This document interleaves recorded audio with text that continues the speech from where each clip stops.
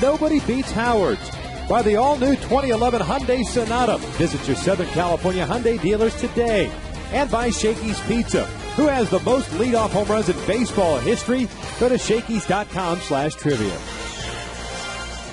As is always the case, Jared Weaver's already taken the field along with his Angel teammates, trying to make it 2 in a row against the Seattle Mariners. And as always, this game is presented in razzle-dazzle high definition by Time Warner Cable. It is a gorgeous night for baseball here at the Big A, and this is the lineup that Don Wakamatsu, the skipper of the Seattle Mariners, will be running out today. The Mariners coming into this one 35-54, have Ichiro lead things off in right field. Sean Figgins at second base, Franklin Gutierrez in center, Jose Lopez, the cleanup man at third base. Casey Kochman, the DH, Justin Smoke over at first base. Michael Saunders getting to start in left. Rob Johnson doing the catching, and Jack Wilson is the starting shortstop, taking on the right-hander Jared Weaver. And we've got to say, Gooby, the all-star Jared Weaver. Oh, he's so outstanding. He had a great first half. When you think about it, a little more run support and holding of some leads, here we'd be talking about a 12-game winner. What great consistency he has against the Mariners. First pitch to Ichiro is popped up. Eric Ibar cutting across will call off Franzen, and there is the first down of this ball game. One pitch, one out. You got to like it as we take a look at the defense behind Jared. Rivera, Hunter, and Abreu from left to right in the outfield. You've got Franzen and Ibar on the left side, Kendrick and Napoli on the right side of the infield, with Jeff Mathis once again doing the catching.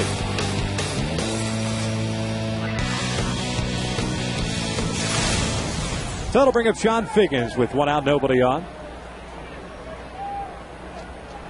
Figgins a .232 average, no home runs, 22 RBIs, was 0 for 4 in yesterday's game. That was the 8-3 victory that gave Yoel Pinheiro his 10th win of the year. Pinheiro now 10-6. Pitching a stellar 7 innings, giving up 3 runs on 6 hits, striking out 4 and walking 1. It was Doug Fister who took the loss for Seattle.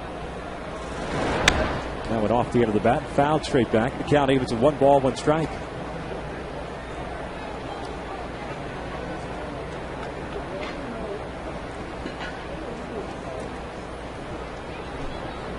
Mentioned the start that Weaver had in Oakland. It was not a pretty one. This one is cued foul. It's 1-2 now. 6 innings, 5 runs on 7 hits. Had 7 punch-outs. But took the loss in his last start prior to the All-Star break.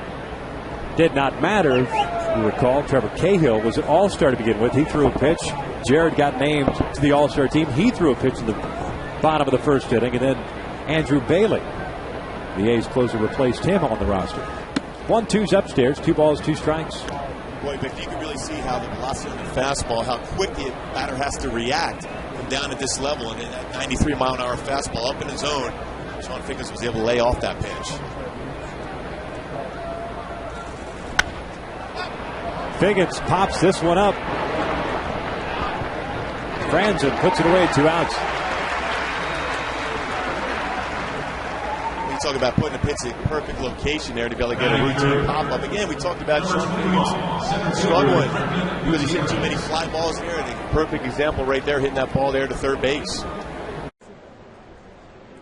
So 2 outs, and Gutierrez stepping in. Pinheiro had a 1-2-3 inning against Ichiro, Figgins, and Gutierrez yesterday.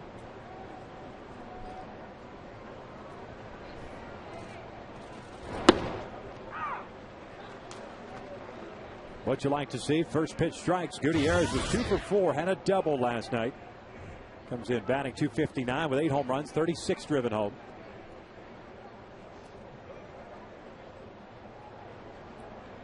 Neil 1 outside. We've talked about it a number of times, especially at this time of the day, with that ribbon of sunshine cutting across the pitcher's mound there. Does it give you a different perspective from behind the plate? Yeah, it does, because the reaction for a hitter is got to be that much quicker, because the ball's coming right out of the sun, initially out of Jared's hand, because he's throwing across his body. Ball in the sun, then next thing you know, it's in the shaded area, and it's difficult to be able to even react, to be able to tell if it's a fastball or even a breaking pitch. And that fastball right there had some good life to it. Ahead of the count at 1 ball, 2 strikes. Gutierrez rolls this one foul. I must say, Gooby, as I chat with you from your unique perch down behind home plate. You remind me of Jackie Stewart at the racetrack at the Indianapolis 500 from down there.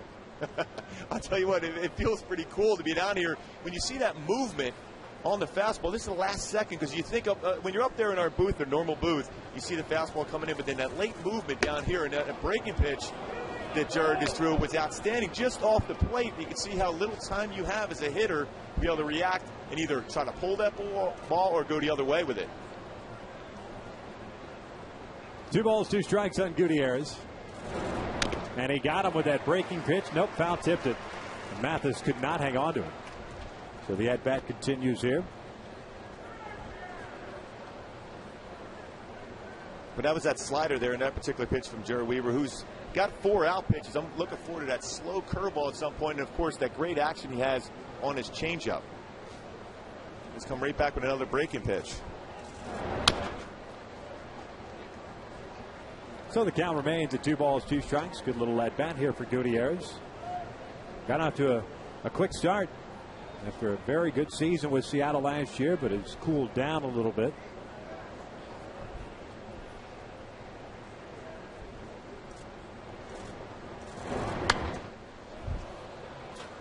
Pretty good foul ball straight back.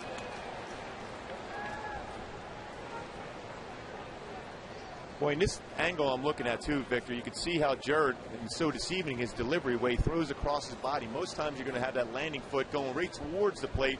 Instead, it's towards the third base side of the pitching mound. 9th pitch to Gutierrez is outside. It's a full count. Jose Lopez, the cleanup man and third baseman, is on deck. No Milton Bradley in the lineup today, with Casey Kochman taking over his spot in the DH role.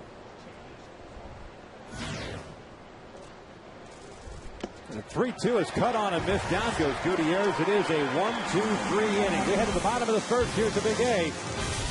No score.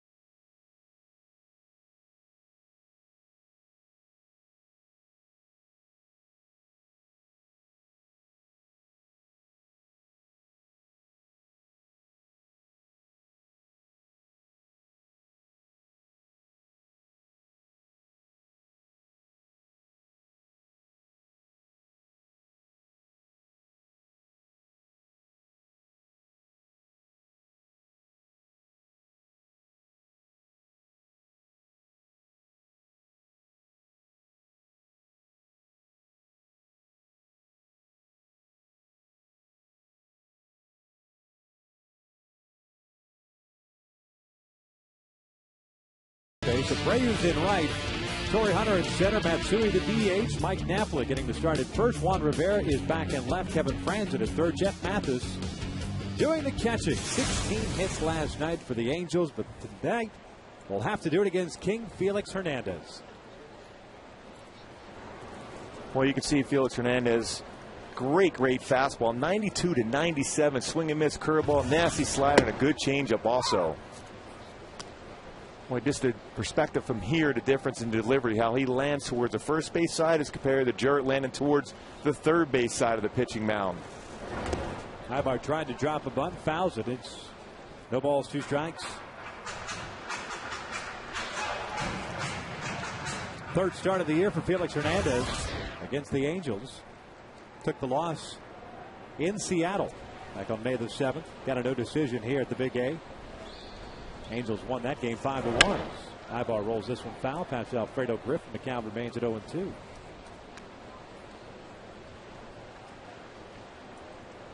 Well, that was a pretty good cut fastball at 90 miles an hour. King Felix has the ability to be able to sink the fastball. Also, if there's a four-seam fastball that gets it at 97, but also will cut it. Keeping the at-bat alive is Ibar. Had a big game last night, 3 for 5 with 3 RBIs, raising his average to 288. Continuing to swing a very hot bat for the Angels. Those 3 runs batted in. A season high for him. That breaking pitch is outside. Eric's hitting .348 since returning to the lineup. That was on June 25th. The 1-2. He pops this one up on the infield. Lopez gets called off by the shortstop Wilson. He's out number 1. Defensively for the Mariners behind Felix Hernandez, Saunders, Gutierrez, and Ichiro in the outfield. In the infield, Jose Lopez and Jack Wilson on the left side, Sean Figgins and Justin Smoak on the right side with Bob Johnson doing the catching. Just as we saw last night with Pfister on the mound, the infielder is going to be busy with the velocity on the fastball of Felix Hernandez. You're going to see Ichiro being very busy in right field for some late swings, trying to come in and make some plays. Howie takes inside with that fastball. Ended up getting a couple of hits last night, a couple of doubles, giving him 23 on the year. See the other numbers: 7 home runs, the 53 RBIs, second most RBIs among second basemen as he laces this one into left center field. This should be double number 24. Gutierrez cuts it off, and Howie is in there with a 1-out 2-bagger. Boy, Victor, what an opportunity to be able to see that swing, how level that was through the zone, trusting his hands to be able to hit this ball that hard against Felix Hernandez. Howard's Exmo was showed to deliver that fastball, four-seam action on it, middle part of the plate, level swing, centered it up, and drove it into left center field for another double for Howie Kendrick. Boy, his bat was quick back here. You could see it.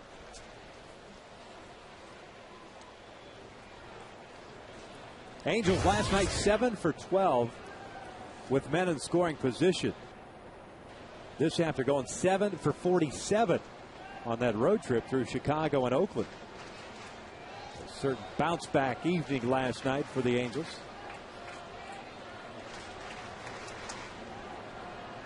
Abreu was 2 for 4 with 3 RBIs himself. His average of 260 with 10 home runs and 50 runs batted in.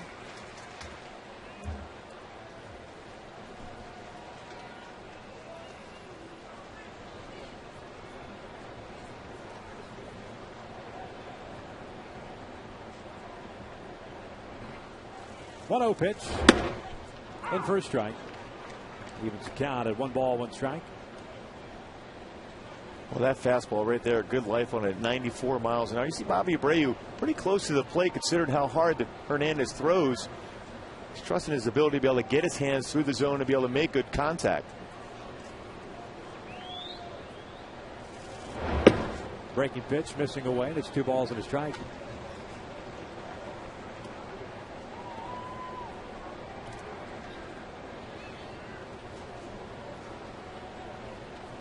Felix Hernandez coming off the start in which he beat the Yankees.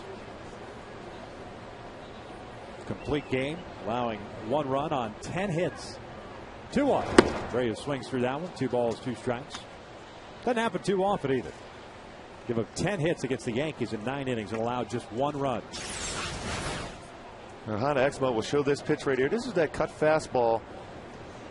Movement down and in. It got Bobby out in front. Again, we talk a lot of times about that BP fastball. Slower than a normal fastball. You can get a hitter out in front, open up the hips.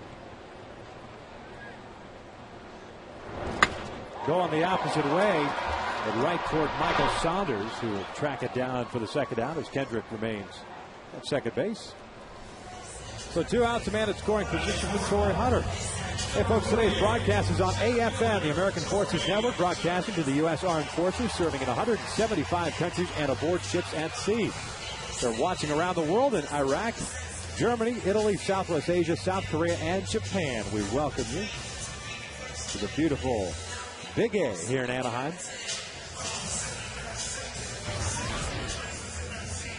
Torrey hopefully put last night to bed and got some rest after the long 3+ days as far as All-Star Game festivities are concerned. The only starter to not record a hit last night. He was 0 for 5. But he's got a man in scoring position in Howie Kendrick. He'll take the breaking ball in for a strike. And some pretty good numbers in his career against Hernandez. 10 for 31. That's a .323 batting average. A good opportunity to be able to get that early lead. Against King Felix, you don't have many chances, so you got to take advantage of it when you can, whether you get a flare in the outfield or a well-hit baseball. The 0-1 on the ground toward third. Lopez cuts it off and retires Torrey for out number 3. So a 1-out double is stranded at second base. We've got one in the books here at the Big A. We have no score.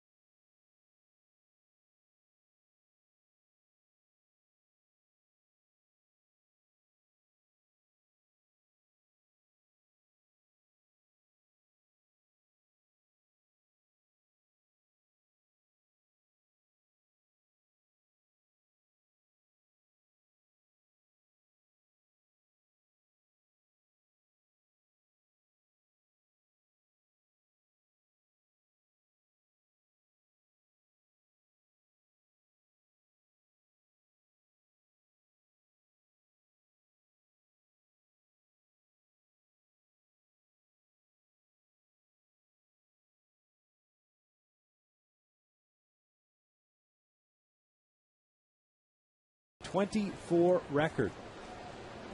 Jared Weaver had a 1-2-3 inning in the first, facing Jose Lopez here to start the second. The first pitch is in there for a strike. Lopez, a guy who played second base over the last couple of years for Seattle, moving over to third with the departure of Adrian Beltre to the Red Sox via free agency. And the signing of John Figgins. Figgins playing second base on an everyday basis. Lopez has seen his numbers drop down. He was 1 for 4 last night, including a double.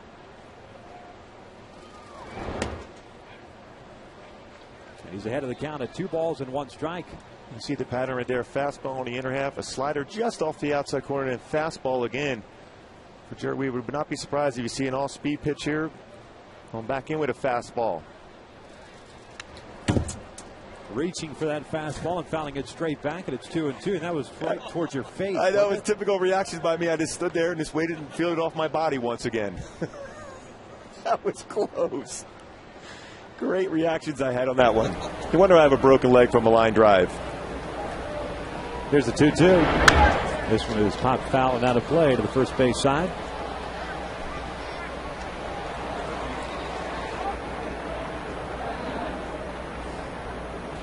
Mentioned Lopez on the year that he had last year. Career high in home runs and RBIs. 25 jacks, 96 runs batted in. But it certainly has been a lot different ball club this year for Seattle, as this one is skied towards right center field. Torrey is tracking it and will make the grab for the first down.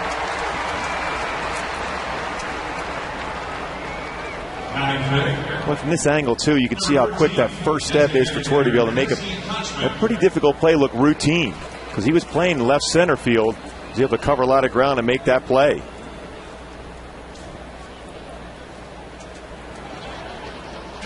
Torrey bent at the waist, hands on his knees, still out in center field, and now getting into position here against Casey Kotchman, the former Angel. Big curveball drops in for a strike.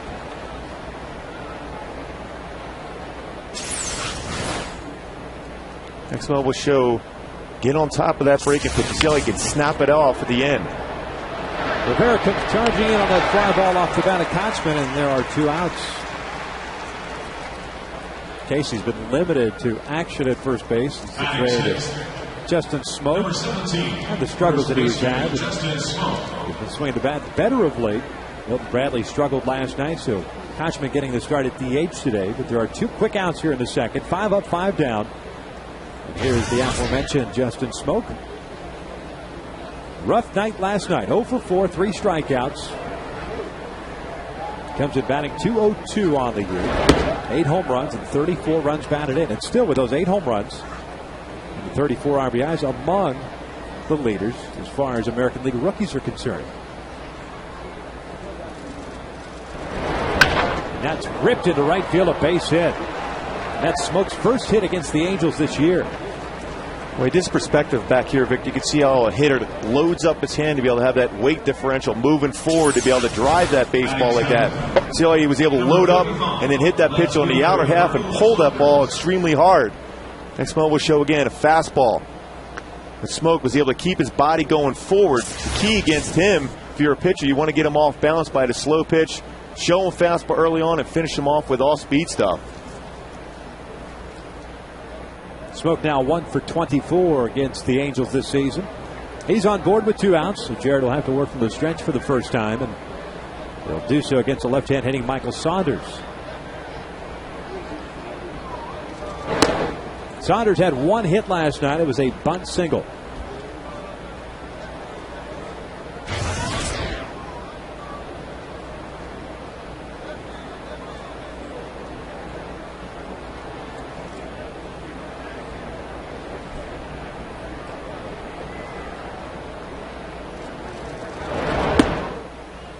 Big slow curveball from Jared. We've seen quite a few of those already, Gooby, and just trying to keep these guys a little bit off balance. What do you do when you throw that curveball? It's coming in at 69 miles an hour. What it does, it allows your fastball to have that little extra on it on the end. Even though if it's 88 to 90, generally that's a very hittable pitch. But after a 69 mile an hour curveball, it becomes unhittable.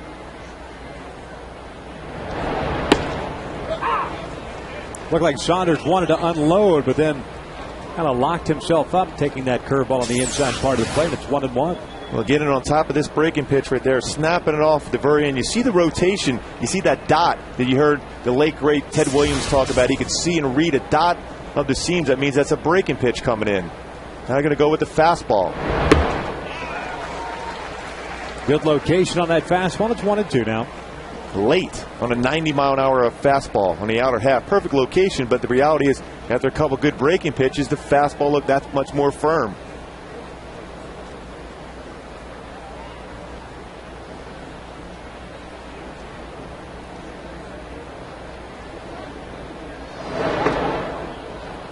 Quick throw and quick tag by Napoli over at first, but Smoak getting back in. And you see how difficult it is for the base runner and first baseman to be able to see the throw over there from Jared Weaver. Napoli trying to shade his eyes to be able to catch that ball. Smoak barely got his hand back in.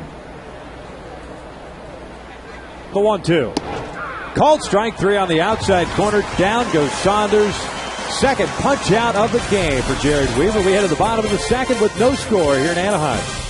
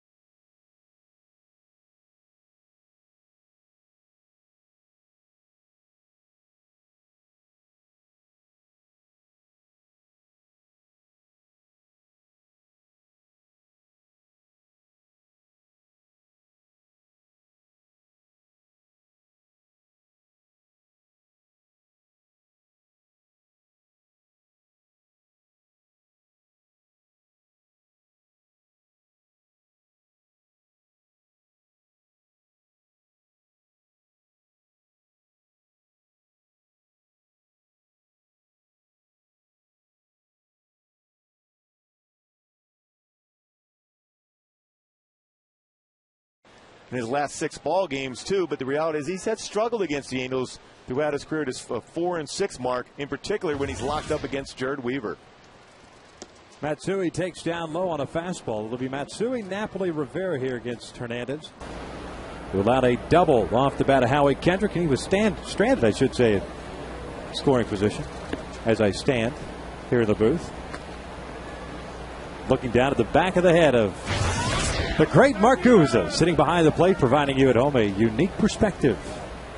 This is a Mark Gubicza production, by the way. Victor, you're so kind. 2-0. Matsui takes a huge rip, comes up empty. It's 2-1. It's kind of like our version of Where's Waldo? You miss your wingman up there, Goose? No, miss I'm your good. Goose? I'm good. Dean's got me covered, our stage manager. Matsui fouling down one back, and it's 2 balls, 2 strikes. Matter of fact, he's sitting in your chair. Very nice of him. This is the perspective. There's Gooby right there to the right. And if he were really, really tall, this would be the perspective that he would have. Matsui pulling that one. That is past Smoke, heading into the corner. Hideki heading into second base with a lead-off double. Well, he did a great job as far as keeping his hands back because the hips opened up just enough, but his hands stayed deep in the strike zone, was able to turn on that breaking pitch down and in, and able to hit that ball hard in the right field for a double, leadoff double. So all of a sudden you got all the pressure on the pitcher when you get that leadoff guy on, in particular at second base. And for Hideki, that's his 14th double of the year. And just like the first inning, the Angels have a man in scoring position, this time with nobody out, and Mike Napoli stepping up.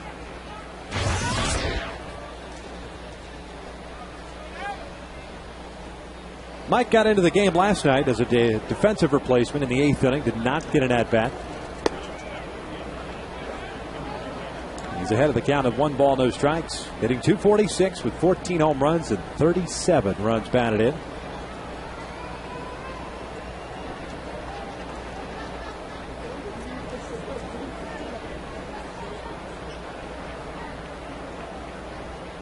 Ripping this one, and it's off the glove of Lopez. It'll stay on the infield. Matsui's trying to get to third, and he is out.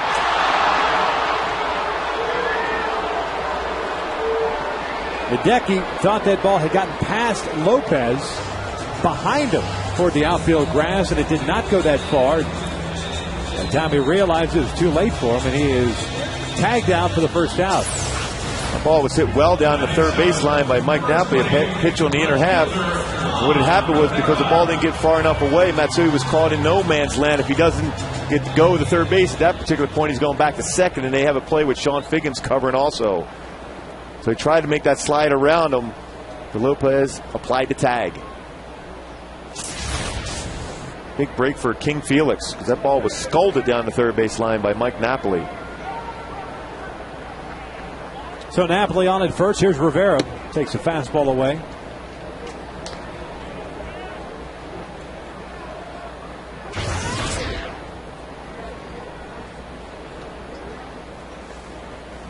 Napoli reaching on that fielder's choice. Rivera was 2 for 4 last night, hitting .244 on the year. And Hernandez falls behind at 2 balls, no strikes. You can see that 4-6 career mark against the Angels, and at ERA 4.4. Highest versus any team in the American League. When you think about the patience of the Angels hitters against them, they've really gotten themselves into great fastball counts. They have not made the mistake of swinging at that breaking pitch in the dirt too often. A lot of it's got to be the psyche of just either pitching here at the Big A or just facing the Angels in general, because the lineup changes periodically. It didn't for a certain period of time, but at some point you've got to kind of get over that hump, don't you? Especially a guy as talented as Hernandez. As this one's put on the ground past Lopez. And that is a base hit to left. Napoli will stop at second. Yeah, I agree with that in some senses, Victor, but you know, there were certain clubs that even I had success against. It didn't matter who interchanged as far as their lineup. You just felt comfortable against them. I think the confidence level, whether it's a pitcher or a hitter against either an opposing club or not, you just feel comfortable going against them. Or in this case for Felix Hernandez, he doesn't throw the ball particularly well against whoever they have in the lineup for the Angels. So it's all part of that mental game. And of course, Mickey's worked with it, trying to get them to be patient. He's always said fastball counts, whether that fastball may be the first pitch, jump on it, or take the breaking pitch and get yourself into good hitters counts.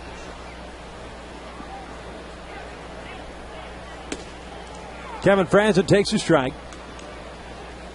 He was 1 for 3 last night, snapping an 0 for 18 skid.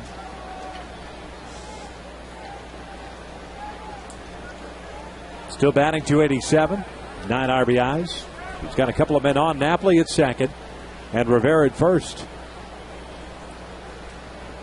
Well, a big hole between Sean Figgins and, of course, you got Casey Kotchman there at first. Justin Smoak at first. So there's a big opportunity to be able to hit that ball in that hole. The 0-1 lays off of that pitch. 1 ball, 1 strike. Hernandez, for that 4.40 ERA that he's carried in his career against the Angels, has actually pitched pretty well here at the Big A. A 1-2 mark and a 3.06 ERA.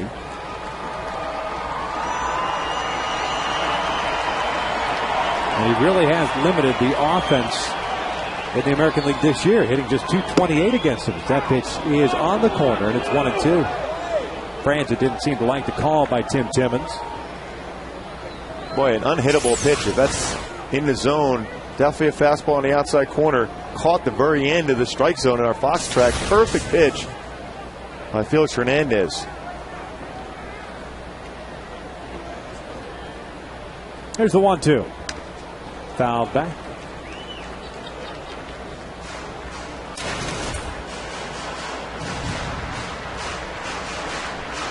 Jimmy, I thought you were going to help out some of the bat boys today with some of those foul balls that land on the warning track. Well, as the game progresses, I'll certainly do that for them. Try to work up a lather, get some cardio in. It wouldn't be a whole lot of problem for me to do that. Frandsen rolling this one foul into, nope, just off the top of the dugout on the third base side.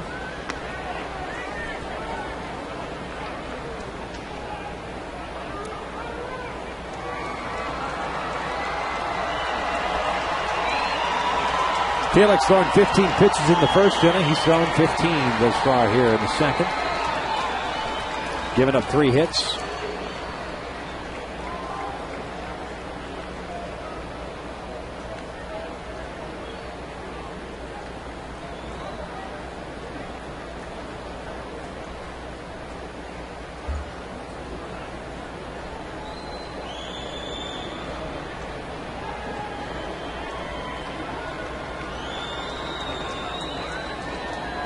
There's the 1-2. And that is lined into left center field, a base hit. Napoli will come in to score. Rivera heads to third. Frandsen trying to go to second with a double. He comes off the bag on the slide, and he is tagged out by Figgins, but the Angels lead it 1-0. Well, when you think about how big of an inning this could be so far, the reality is it could be 4 hits already with no outs. But a great swing by Kevin Frandsen. They're coming inside on the fastball. They got a little bit too much to the plate. Level swing, centered up the baseball right over shortstop. But Saunders did a nice job of cutting this baseball off and getting it right into second base. And Sean Figgins senses that Frandsen's off the bag, comes up and applies the tag, gets the second out on the bases for the Angels here in this inning. 2 base runners tagged down, as you pointed out. Matsui, the first, trying to go to third on that ground ball, misplayed by Lopez, as Mathis bounces one right back to Felix Hernandez. The shot puts it over to first. There's out number 3, but the Angels strike first. They get a run on 3 hits, and they leave a man on. 2 complete. Angels up 1-0.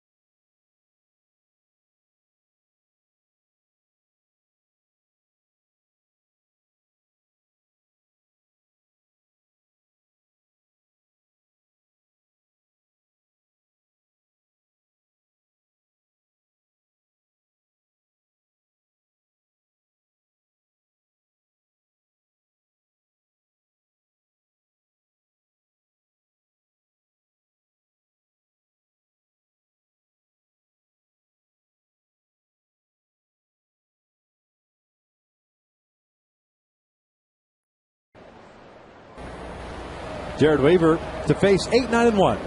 Johnson, Wilson, Suzuki here in the third. Johnson taking a strike. Well, even in between innings, you see Mike Scioscia talking to Kevin Frandsen about that base running attempt. The reality is you want to be aggressive and try to press the issue against a pitcher like Felix Hernandez, but also you got to be in a situation where when you bunch a bunch of hits together, you got to get more than one run.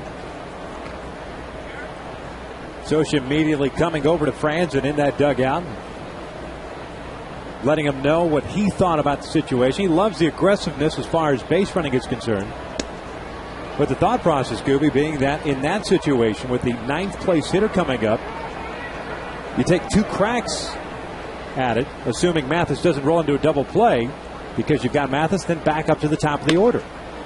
Exactly. You want to be, like I said, they're always about aggressive base running, but the reality is you have to be in position to be able to get more than one run in there, because Felix Hernandez doesn't make many mistakes too often, and he made a few in that particular inning. You have to take advantage of that. Johnson skying this one out toward right center field. Torrey comes jogging in, puts it away, and there is out number 1. Hey, folks, tomorrow night, all kids 2 to 18 in attendance will receive a free Torrey Hunter mesh jersey, courtesy of Chevy. How about that for synergy right there? Torrey makes the catch. We're talking about his jerseys. One of the most popular giveaways of the year. So order your tickets today at angelsbaseball.com.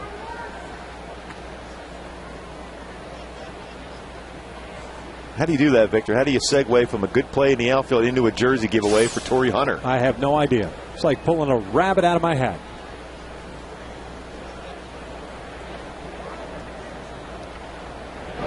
It's like Bullwinkle used to say, presto. That's exactly right.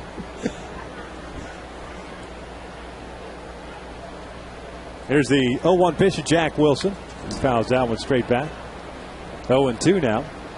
Well, just as I get a read from down here at field level of the deception that Jared has, be able to throw across his body. If you're a right-handed batter, even though lefties are having a tough time against him as far as batting average against him, it's so hard to be able to stay in there if you're a right-handed batter.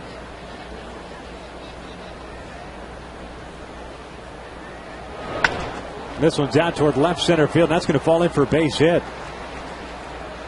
Almost a tomahawk type of swing by Jack Wilson. He is on board with a 1-out base knock. Second hit for Seattle. Trying to go with a fastball in the inner half. Certainly above the belt. But just shorten up the swing on the inner half. Just try to fight that off, and that's what he's able to do and hit it in the left field. Next moment will show how that ball ran in on him, but he's able to tuck his hands in and fight it off and get a base hit.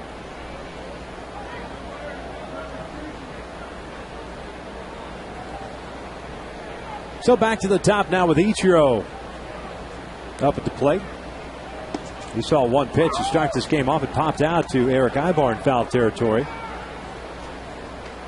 It's amazing how much movement he has in his feet as he approaches the pitch from Jared Weaver. Ichiro does. It's unbelievable how he hits so well and has done so throughout his career.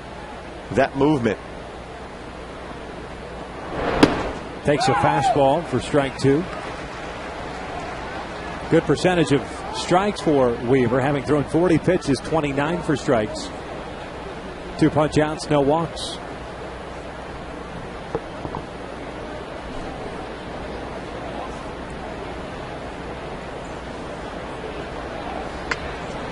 Late on that one, it's still 0-2. You can see how much movement, shifting of the weight, but then at the very end, that's what you want to do as a hitter. You want to have that balance going towards the front leg, and that's what Ichiro does so well. Even though it is all that movement, he keeps his hands back in the strike zone. In the dirt, blocked by Mathis, trying to advance as Wilson to throw not in time. He'll put himself in a scoring position with a wild pitch.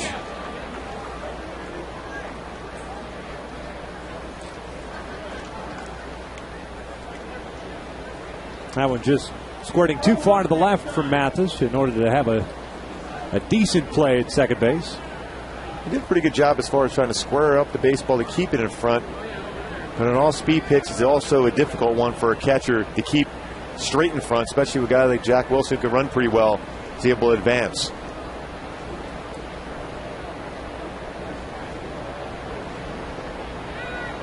And now the 1-2. Just missed inside. I don't think Ichiro would have had much of an argument had he been rung up on that pitch. Fastball hit the spot just off the inside corner, but I was ready to ring him up back here, Victor. That looked pretty good from this angle.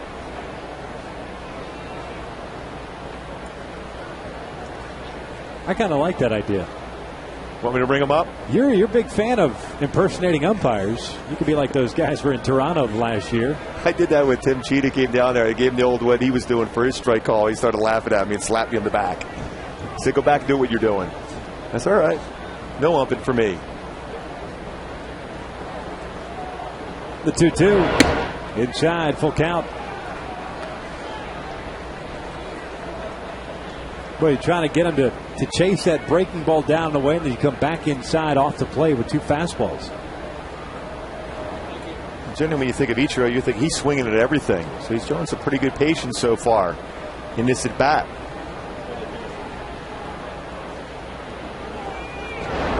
This one over to third. Franzen's got it. Looks back the runner. Throw over to first is true, and there is out number 2.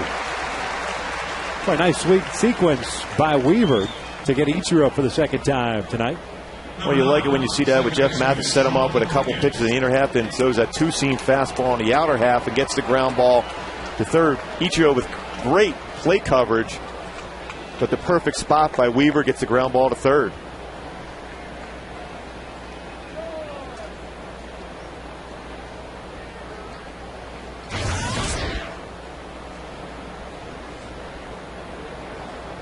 So 2 outs, Wilson still at second base. Here's Figgins, who popped out to Franzen in the first. Takes a fastball in for a strike.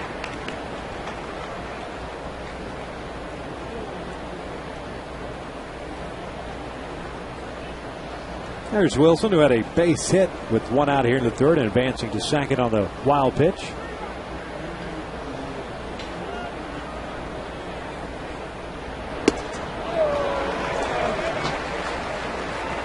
Boy, that slow curveball from this angle right here behind home plate. You see how far out in front Sean Figgins was when this pitch was delivered. On top, perfect action. That snap of the wrist.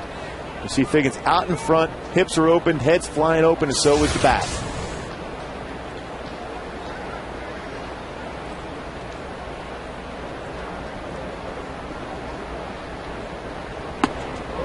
Bends him back with that fastball, and it's 1 ball, 2 strikes. So far in this game, a 93-mile-an-hour fastball was his best pitch so far as velocity, and a 68-mile-an-hour curveball. A tremendous differential, 25-mile-an-hour difference between that fastball and the curveball.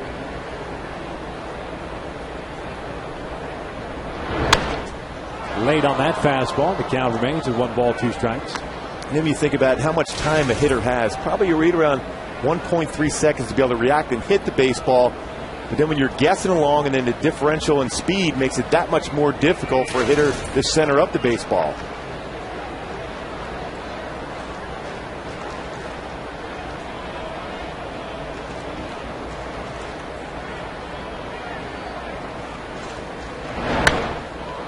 Now a yanked foul on the first base side.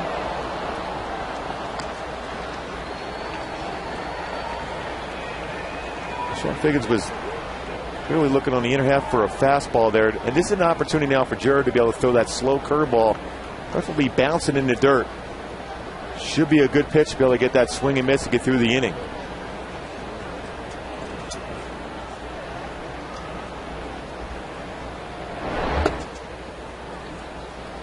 Oh, we talked about it a little bit last night, the struggles that Figgins has had this year from the left side. A 196 batting average coming into tonight's action.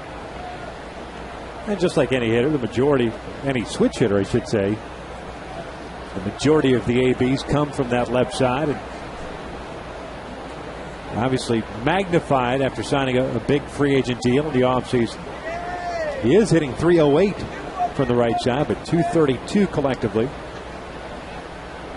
When you're struggling like that, especially from the left side, Vic, you could tell he's trying to guess along with Jared Weaver and try to get the bat hit quicker through the zone. That's why you saw that foul ball at 92 mile an hour. He pulled foul. He's trying to guess along with him. A 2-2. got him with the breaking pitch. Down goes Figgins. Third punch out of the night for Jared Weaver. We head to the bottom of the third in Anaheim with the Angels leading the Mariners 1-0.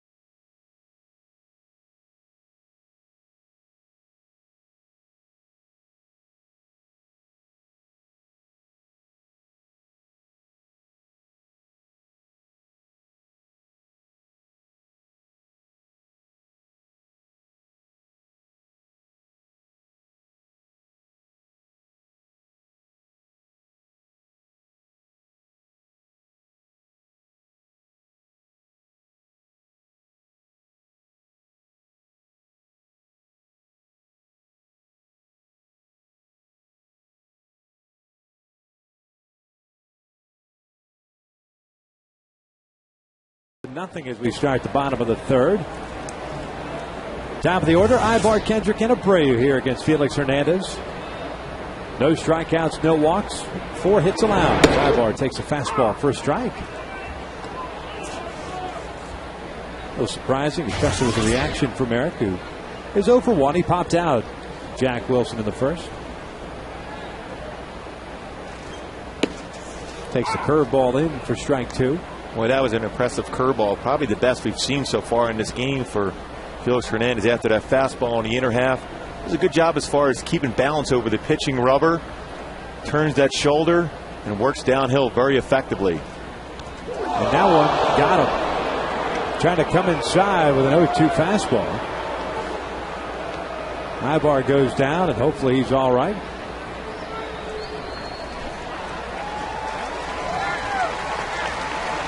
Again, Vic, we always talk about that 0-2 pitch inside.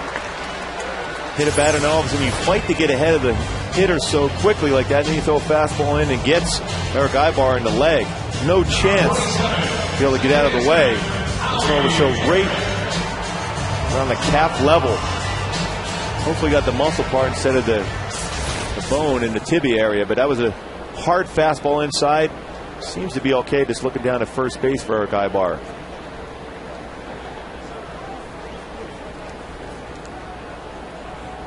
So a man on for Howie Kendrick here. Howie 1 for 1 with a double.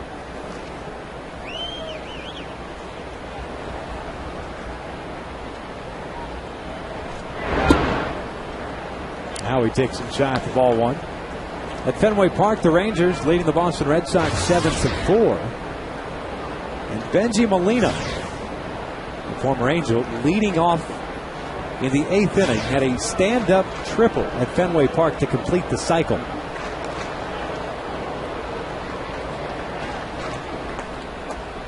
Stand-up triple? Stand-up triple for Benji Molina, who is now hit for the cycle. He also hit a grand slam in the 5th inning, so he's 4 for 4. I believe I had to get in that triangle there. Yeah. In right center field. Ibar goes. Kendrick fouls it off to the third base side.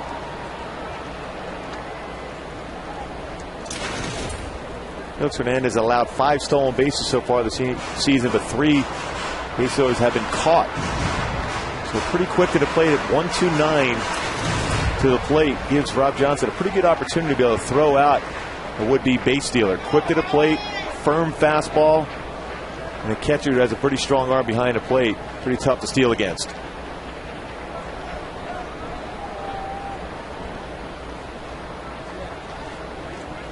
Howie lacing it out toward right center field. Nobody can get this one off the wall. Eyeball heading to third. Will have to stop right there. That's how hard that ball was hit. Second double of the night for Howie Kendrick, and the Angels have 2 on with nobody out, and Bobby Abreu coming up. Talk about gap-type power again for Howie Kendrick. Left center field, first bat. Of course, now on this at bat, right center field. You're crushing that baseball. Off the bat, you can hear the sound. And Smoke another fastball out over the plate. Just a perfect technique as far as getting the weight shifted up and driving that ball the other way. Well, you get a great idea from behind the plate here how hitters approach against even the best of pitchers. You're loading up the lower part of your body, then going through the zone to be able to drive it as hard as you can.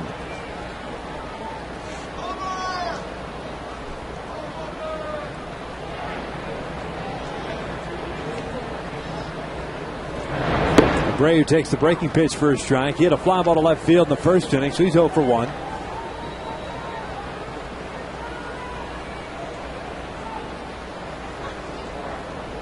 Mike Scioscia, Kevin Franzen talking things over. Perhaps going back to that, taking the extra base or trying to take the extra base on the base hit in the second inning. That's in the dirt. Nice job by Johnson. The count even at 1 ball, 1 strike.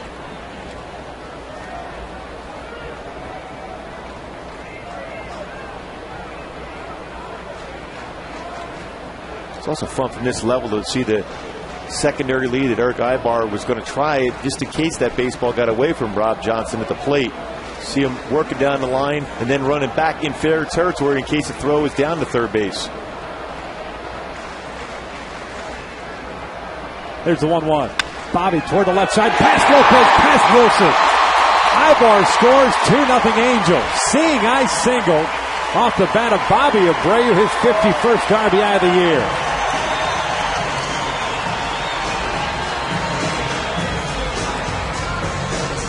How many times, Victor, we said they need Bobby Abreu to start coming up in these situations and then coming through. Fastball again away.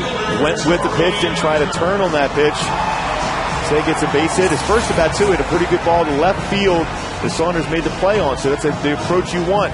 Then all of a sudden pitches are going to go in the inner half, and that's when you're going to see the home runs and doubles come more so.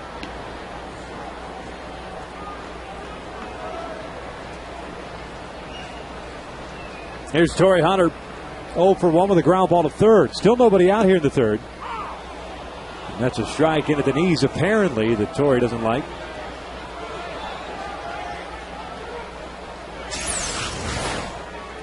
.93-mile-an-hour fastball sink action. That's not like where the catcher catches the ball. He didn't frame it particularly well, Rob Johnson did, but across the plate in the strike zone.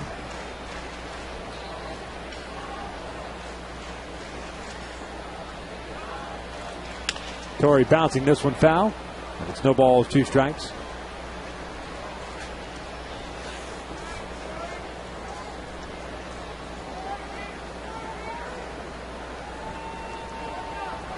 Torii looking for his first hit of this series. 0 for 5 last night. The 0 for 1 thus far. Infield playing back, looking for that double play ball. Howie Kendrick at third. Abreu over at first. 0-2. On the ground towards third. Lopez going to go around the horn. The double play is turned, but Kendrick scores, and it's 3-0 Angels. Let's take a look at our Farmers Insurance True Stories of the Game. Halos with men in scoring position last night, 7 for 12 in the previous 7 games. That was that road trip between Chicago and Oakland. 7 for 46. You know, that double play ball by Torii Hunter, I can understand why they were playing back as far as trying to negate from the beginning. But when you're facing the other team's number 1 guy, that being Jared Weaver, I don't know if you can afford to give up a run. Play halfway in, you may be able to get Howie to freeze on that ground ball. Instead, he's able to score easily with the 3rd run. I agree with you. A little surprised considering the offense that Seattle's been running out of late, and especially in the month of July, just a .216 batting average for Seattle. They're trying to sit there and say, all right, we can give up that run as Matsui lifts one out toward deep left field, but playable for Saunders. They make the catch for out number 3. The Angels tack on 2 more runs. They do it on a couple of hits and leave nobody on base. 3 complete. Angels lead it 3-0.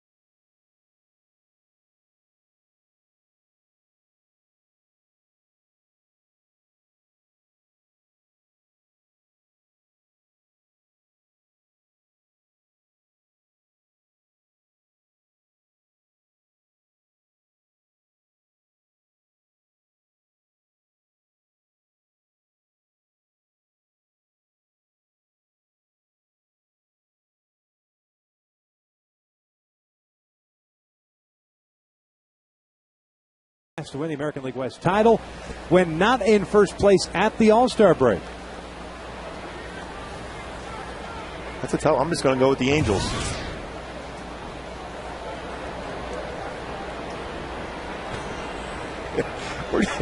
Or Dean Chance might have won one for him back in the day. Gutierrez takes a breaking ball upstairs for ball 1. I think being down at sea level for you tonight kind of has made you a little woozy.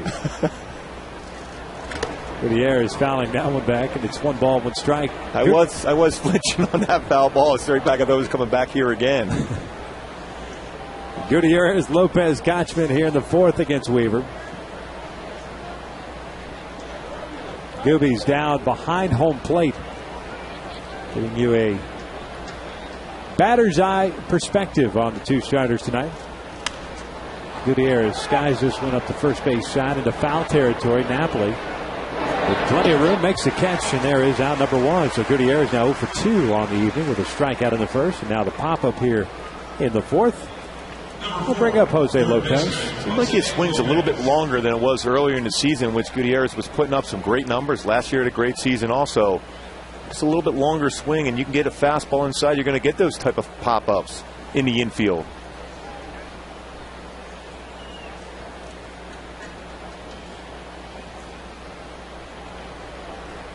Lopez 0 for 1 with a fly ball to center. There's the breaking pitch for a strike.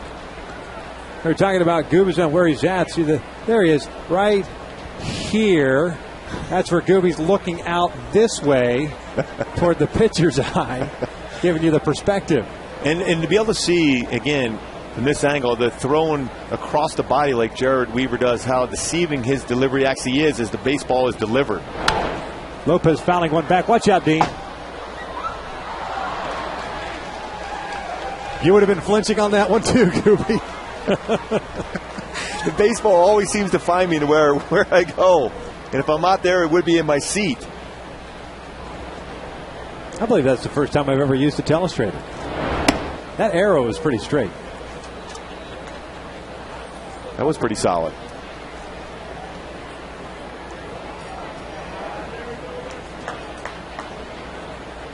Here's the 1-2. Lopez popping this one up. Franzen making it look easy as always. Catches it for out number 2. Hey folks, groups of 25 or more can enjoy an exciting night of Angels baseball for as low as $6 per seat. Be part of the fan experience that was voted #1 in all of sports.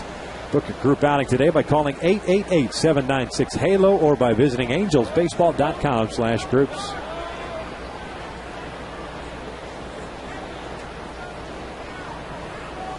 So 2 quick outs for Jared here in the 4th inning. Brings up Casey Kotchman.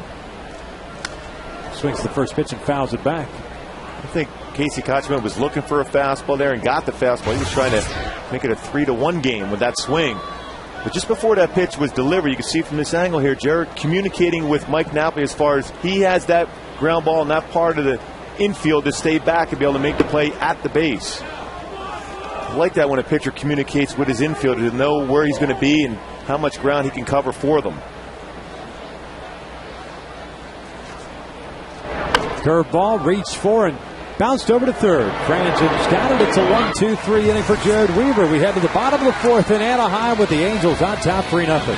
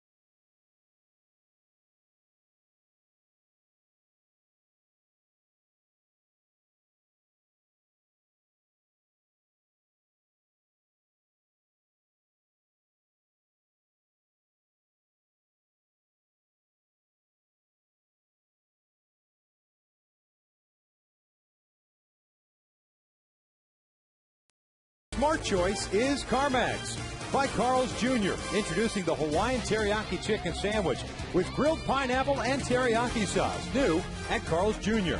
And by Hawaiian Gardens Casino. Get your game on.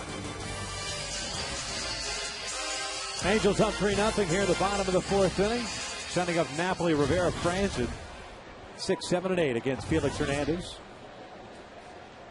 He was allowed a run in the 2nd, 2 in the 3rd. Napoli takes a strike. He reached on the fielder's choice in the 2nd, and he came around to score one of those runs.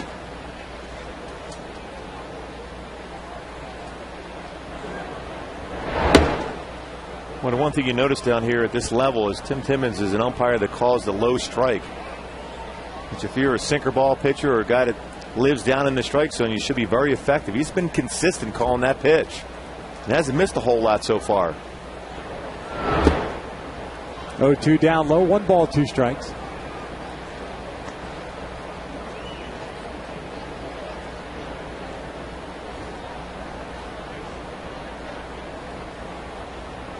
He's going to come with a changeup at this point.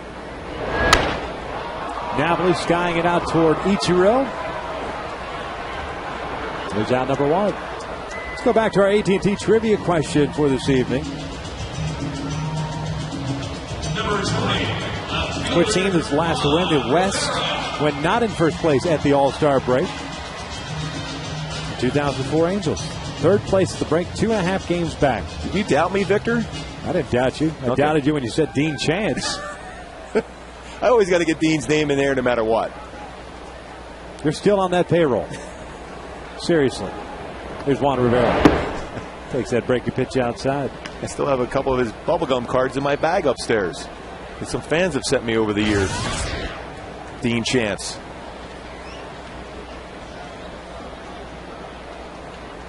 Rivera had a base hit in the 2nd inning, so he's 1 for 1. Takes that curveball in for a strike.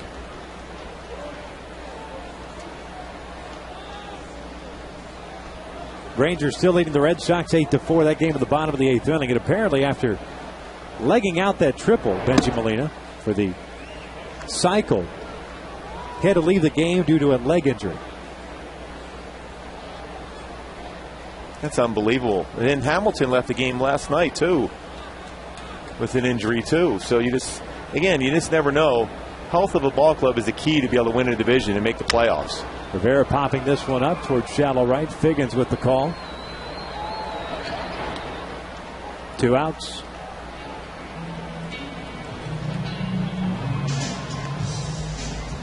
First time in the game in which Felix Hernandez has retired the first 2 of an inning. Has not had a 1-2-3 frame. The fewest batters he's actually faced in an inning was 4, and that came in the first after Kendrick had that double with 1 out.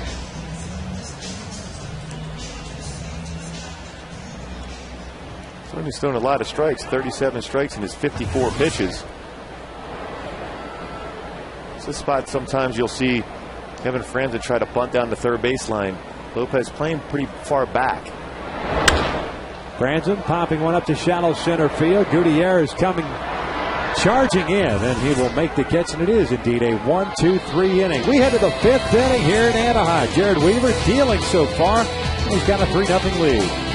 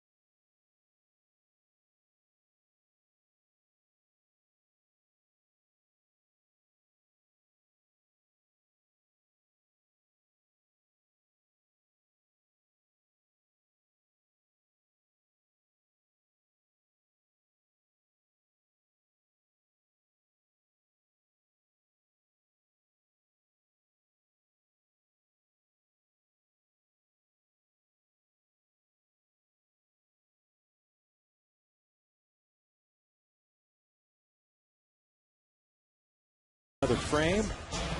Jared has punched out 3, walked nobody, and has allowed just 2 hits. Justin Smoak, Michael Saunders, Rob Johnson here in the 5th inning for Jared. Smoak had a base hit his first time up. He's 1 for 1. He promptly takes a strike on that breaking pitch. Well, you can see from that angle there, from the left field camera angle, how difficult that was with that curveball at 69.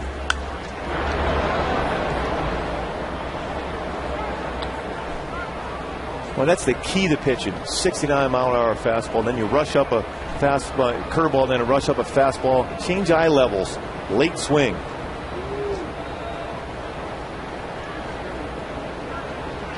And a changeup.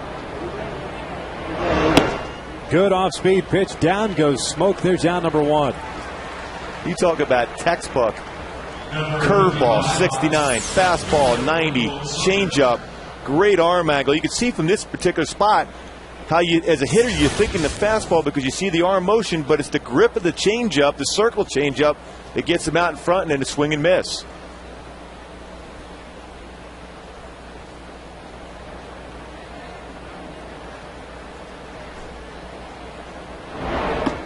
Saunders takes the breaking pitch up high. He was a strikeout victim in a second when he went down looking.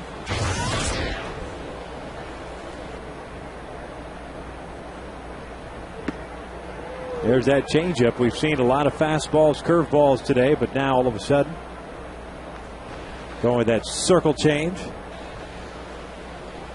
Boy, what a great pitch that is.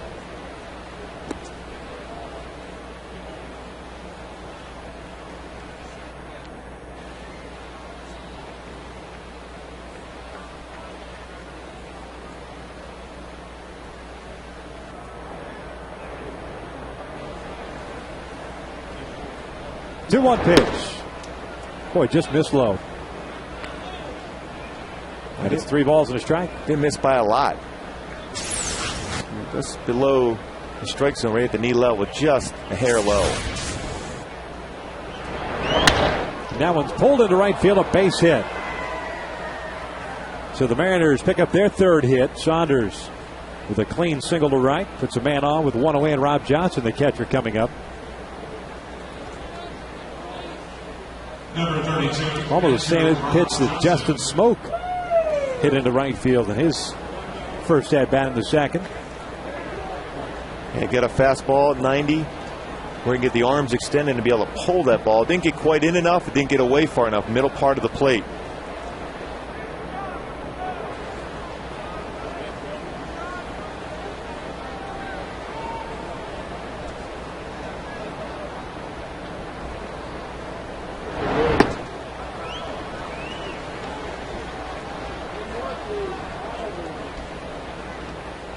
You can see the focus in the eyes of Jared Weaver throughout the game. At this angle right here, you can see why the look in there, his ability to be able to throw the fastball, the changeup. His slider's been very good tonight. Of course, so has been curveball.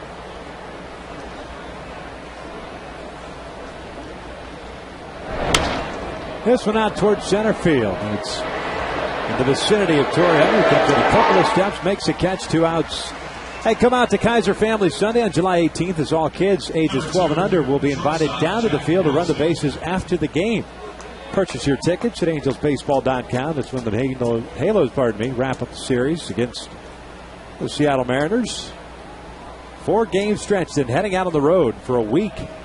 Off day on Monday. Night game followed by a day game Tuesday and Wednesday in New York, and then a 4-game series against the Texas Rangers in Arlington beginning next Thursday. The runner goes, and he is caught between first and second. Saunders will get picked off. There's out number 3. Officially goes, it's a caught stealing pickoff. And we head to the bottom of the 5th with the Angels up by the score of 3-0.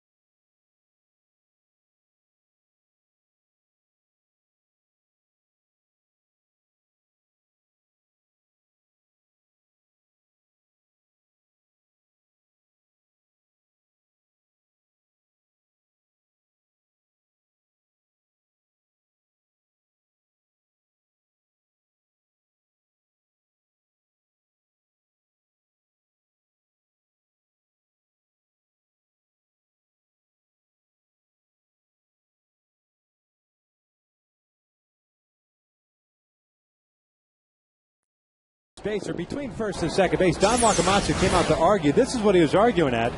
or about, I should say, that little flinch by Jared Weaver. Technically should have been called a balk. Looked like Weaver was thinking about throwing to first base. Definitely a ball. Out. Yeah, Mathis drilling one out toward right center field on the very first pitch he sees, and he is out number 1. So Jeff 0 for 2 in this one. That brings up Eric Ibar. Well, you can see right here for Jared, this movement there. As soon as you start moving your body that way, you got to go towards home plate. He was able to do that and get away with it because it was so quick of a movement. The umpires didn't catch it right away. But should have definitely been caught a balk. Here's Eric Ibar. He shows a button, takes a strike. Glad to have you back at the booth. It's good to be up here, Victor. I qualified for the win. I got that 5 innings in down there. So you got that going for you. That and one heck of a lather. I came flying a little up here. Toasty down there. Ibar fouling this one off into the seats. It snowballs 2 strikes. Eric has popped out and was hit by a pitch. He started that little rally in the 3rd inning. On an 0-2 count, Felix Hernandez trying to throw a fastball down and in, and it got Eric. He went to 3rd on the double by Howie and then scored on the RBI single by Abreu. There's a breaking pitch in the dirt.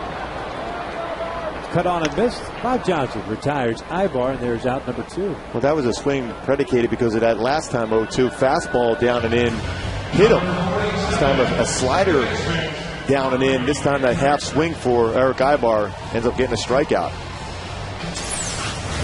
See right here, going back inside, down and in like that fastball before. It didn't look like he wanted to get hit again, moving the back foot out of the way.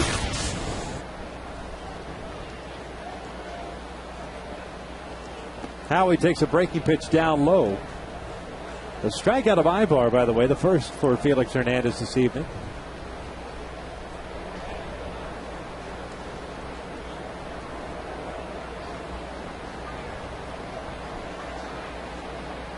Major League strikeout totals. Weaver with 141.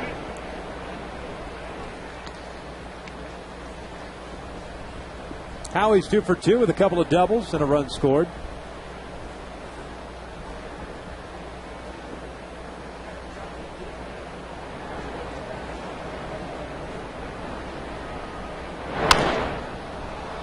This one fouled out of play. It's 2 balls and a strike. A couple of great swings from Howie so far in the game. A couple doubles. And that angle I was at down there, Vic, you can see how he's able to get the bat head through so effectively against such a good quality pitcher like Felix Hernandez. 2-1. Breaking pitch, caught the corner, 2-2. A lot easier to hit from this perspective up here, isn't it? No question. I think Mike Butcher and Mike Scioscia should have every pitcher behind home plate, and they'll realize how important it is to throw strikes, how hard it is to actually hit a baseball. Breaking ball right back up the middle, and that's the 3rd hit of the night for Howie Kendrick. So Hernandez got to be frustrated with Howie. He's taking him out toward left center, right center, now right back up the box. 500th career hit. Puts him on board with 1 out here in the 5th. And setting up at the outer half, a breaking pitch, but this time got too much of the plate, didn't have that snap on it.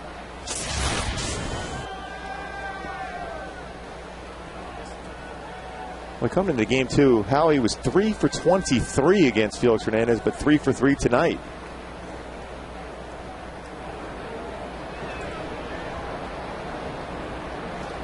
I don't think he's got his best stuff this evening. More times than not, you get the guys that have odd swings, much like the Ibar strikeout. That's usually a constant between the first and the 6th, 7th, 8th, or 9th inning, depending how long he goes in the game. But it has not been the case. Not a lot of tardy swings. You're right, Victor. Even down there, you're looking for that 97, 98 mile an hour fastball. It really never was there. 92 to 94. He's even throwing a lot more cut fastballs at 90. Misses outside of the breaking pitch. 1 ball, no strikes. Bobby 1 for 2. Had an RBI single in the 3rd.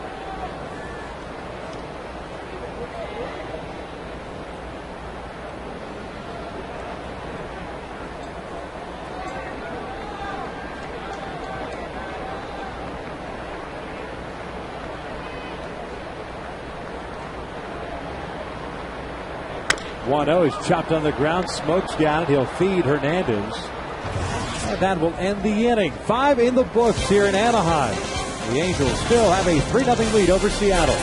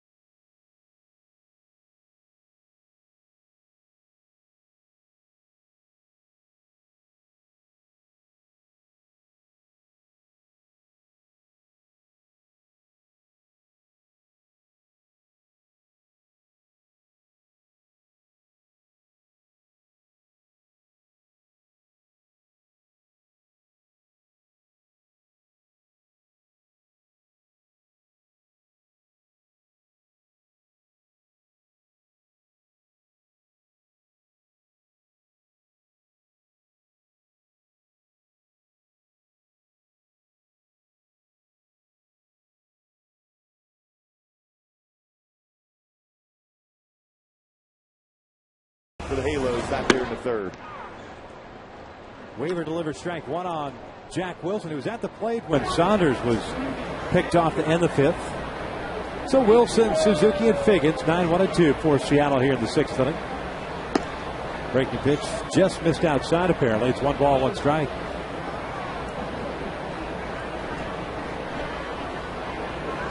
Wilson had a single in the 3rd inning, so he's 1 for 1.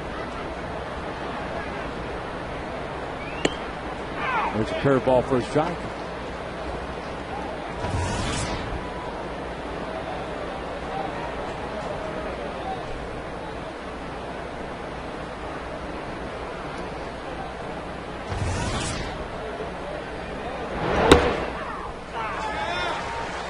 Boy, nice sequence of pitches on Jack Wilson as Weaver picks up his 5th punch out. When he changes it up so well, too, Victor, as far as one time we'll start with a fastball, then go curve, then fastball in. It's a situation where he goes to fastball that was supposed to be on the outer part of the plate, but ran two-seam fastball. That fastball he learned in spring training from Scott Shields. The no-seam, two-seam fastball, which has that action where it runs so much, but you stay off the seams to be able to that running action. Ichiro takes a strike. He's 0 for 2 on this one against Weaver. Pop-up and a ground out. Franzen, of course, with Ichiro at the plate, playing in on the grass. This one's grounded towards short. High throw and a tag by Napoli. Nicely done at first base. 2 outs. Boy, Mike Napoli's done a nice job defensively at first base. Talked to him a few weeks ago about getting acclimated to that position. Said he played it before in the minor leagues and likes it. Obviously, he wants to be able to an opportunity to swing, but get into first base, applying the tag, scooping some low throws, being in position to be able to cover a lot of ground between first and second. His 26th start of the season. Never played at the big league level at first, but has in the minor leagues. Well, nice job. Figgins takes a strike.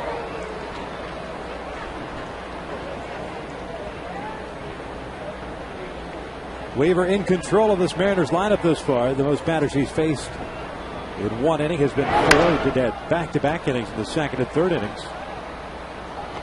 Faced a minimum 3 in the 5th because of that pickoff of Saunders.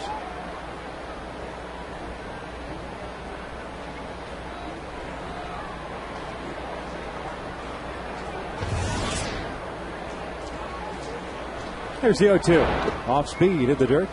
1 ball, 2 strikes. Figgins 0 for 2 with a pop-up and a strikeout.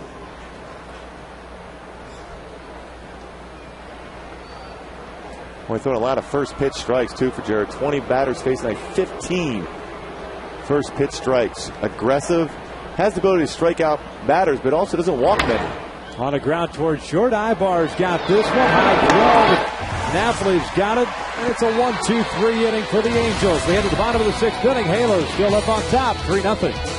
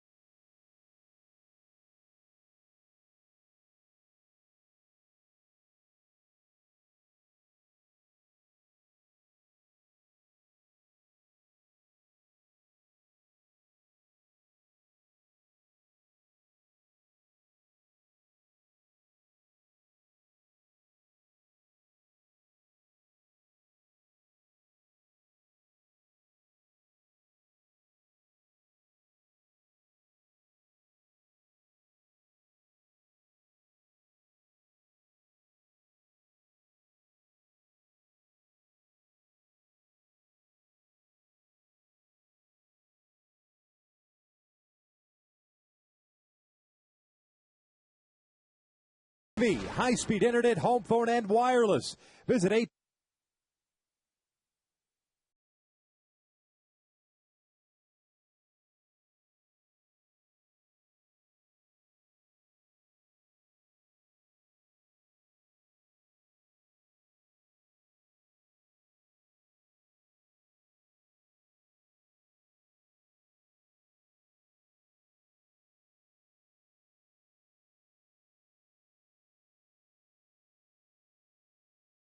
For details, by your Southern California Ford dealers, where you'll find the new Transit Connect.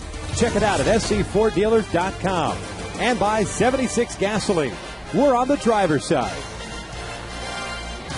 3-0 Angels against Felix Hernandez. Torrey Hunter takes a strike.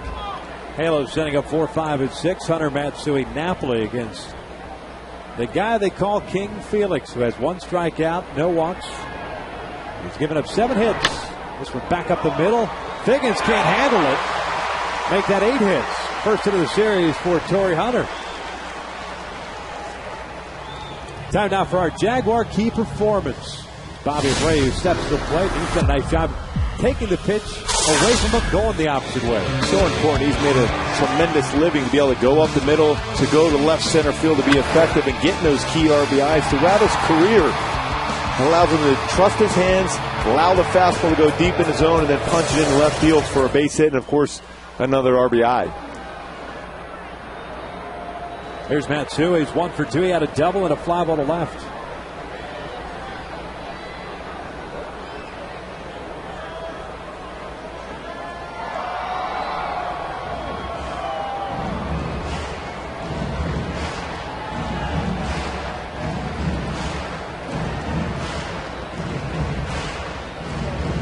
When you mentioned King Felix not having quite that fastball we're accustomed to, when you think about what he's done in his last 5, 6 starts, actually 8 2/3, 9 innings pitched, 9 innings pitched, 9 innings pitched, 7 innings pitched, and 9 innings pitched. It takes its toll. So you don't see that crisp fastball so far for him in this game. But still doing a good enough job to keep the Mariners in the ball game here into the 6th inning. And much like we talked about last night with Doug Fister, Mariners starters have to be almost perfect because of the struggles the offense has had for Seattle.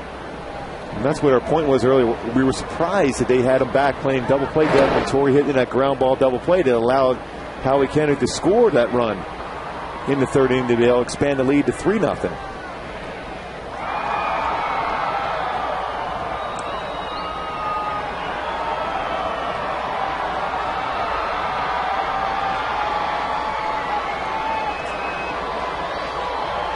Oh, 1 pitch. That's it. Drills this one over to second. Sounded like he broke his back. High throw. They get the first out at second and out at first.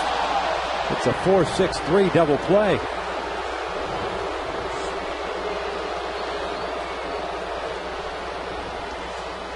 Pretty good turn by Jack Wilson at shortstop as that feed from Sean Figgins was high. So to get a piece of that base at second base and then make the throw across to get the double play. See, Sean makes that throw, but it was a high throw in the neighborhood play for Jack Wilson, making that strong throw to first base to get 4-6-3 double play.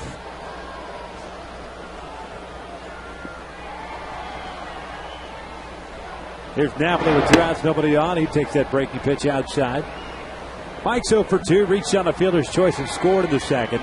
Scott went out to right in the fourth.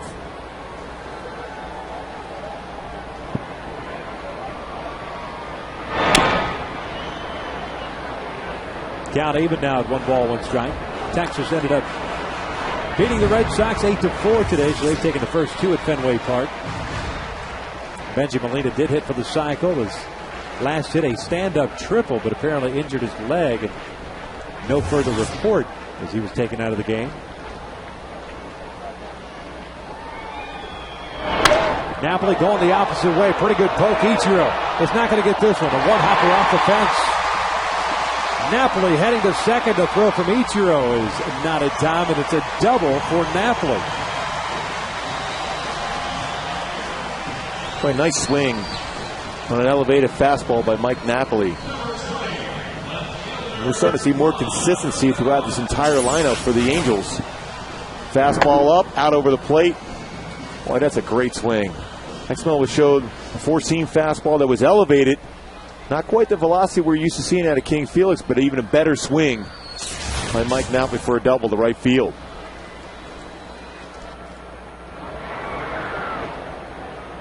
Well, Rivera steps in now. He's 1 for 2, trying to get a 2-out knock here to expand the lead.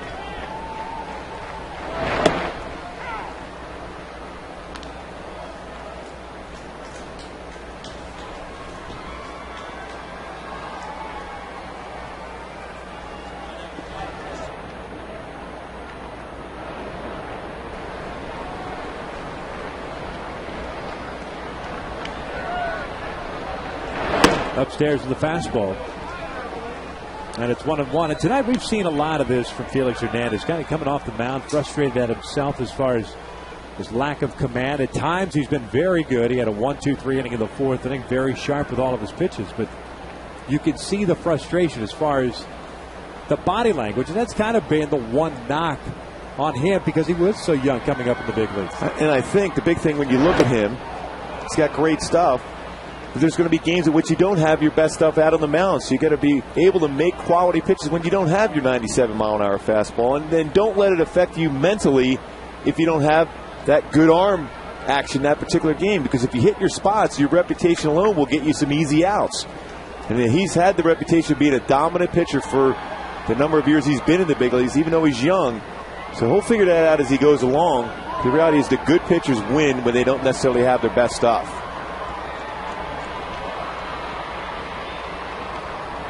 1-2 count on Rivera. He swings through the fastball, and down he goes for out number 3. 6 complete here at the Big A with the Angels leading the Mariners by the score of 3-0.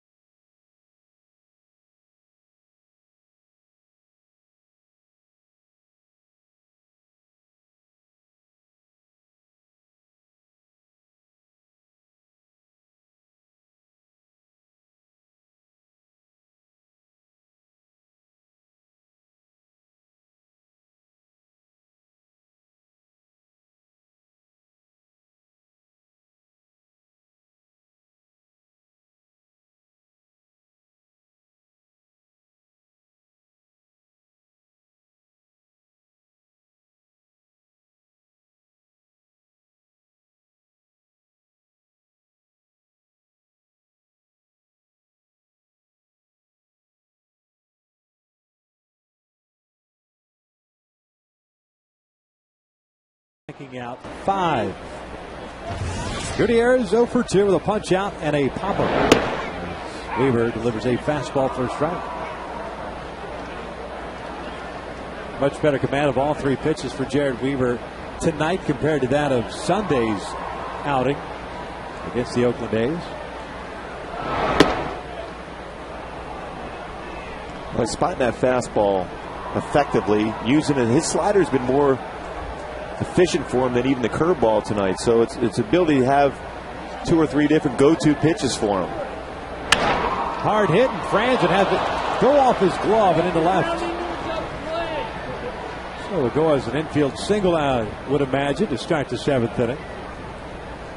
Hey, the Angels Friends and Family Fun Pack presented by JetBlue lets you enjoy 4 game tickets, 4 hot dogs, 4 soft drinks for just $44. Next Friends and Family Fun Pack game takes place this Sunday, day after tomorrow, against the Mariners. Purchase your Family Fun Pack today at angelsbaseball.com.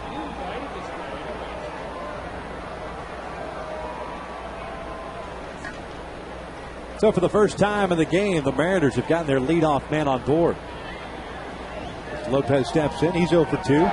Going on the pitch is Gutierrez. This one is skied foul and out of play for strike 1. You see the Mariners trying to create an opportunity themselves to score a run. Gutierrez certainly stolen base capabilities. Have been 10 on the season. Behind 3-0. Counting on the fact that he's going to get a good jump. Jered, when he doesn't pay attention to a base runner's, he's around 1.4 to 1.5 to the plate. Very quick move. But if you guess right, you should be successful.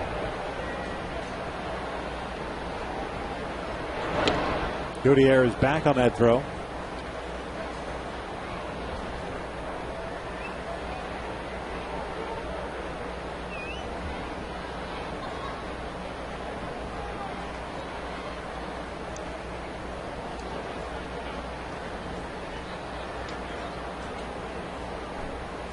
Oh, 1. Lopez skying one out to right. Easy play for Abreu. 1 away. Let's take a look at our Land Rover game recap. We go back to the 2nd inning. That's when things got started for the Halos. Kevin Franzen with an RBI single, bringing home Mike Napoli to make it 1-0. Then in the 3rd, Bobby Abreu scores Ibar on that single to make it 2-0, and that was followed up by another run scoring Howie Kendrick. That's all Jered Weaver's needed. A 3-0 lead as we stand right now in the 7th with 1 away. And Gutierrez at first.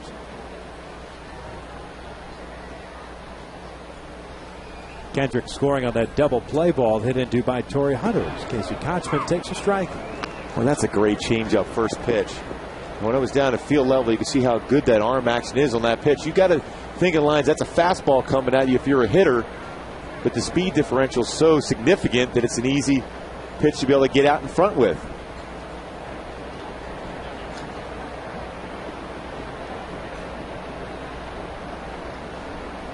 Kotchman tonight, a fly ball to left, a ground ball to 3rd.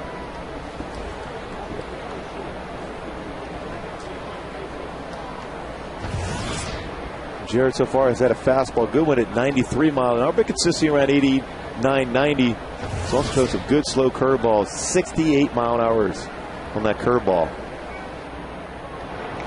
There goes Gutierrez. The pitch is inside. The throw down from Mathis is a little bit late. As Gutierrez picks up a stolen base, Jeff throwing that one from down on his knees. And if you're a base stealer, especially one that runs well like Gutierrez does, you're going to be successful if you guess right along. Which you see about 2 or 3 steps before the ball was even delivered. No chance at all for Mathis. But Ibar tried to sell like it was into the outfield to see if he could get him off the base and tag him. Gutierrez didn't fall for it. 11th stolen base for Gutierrez.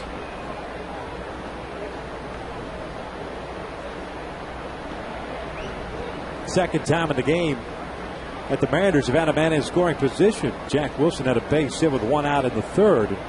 Moved to 2nd on a wild pitch. Was stranded there. The 1-1. Kotchman out towards center field. Torrey got a good jump on that one. Makes the grab, 2 outs.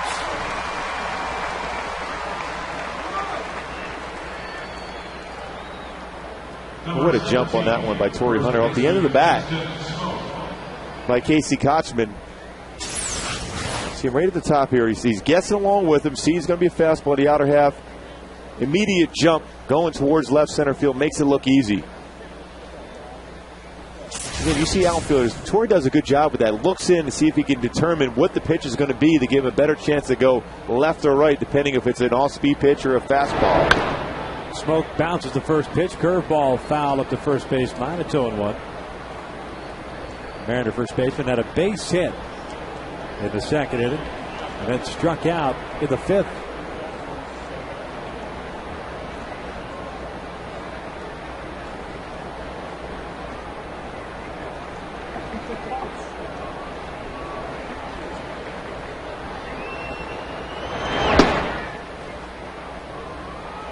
Evans counted the ball into strike.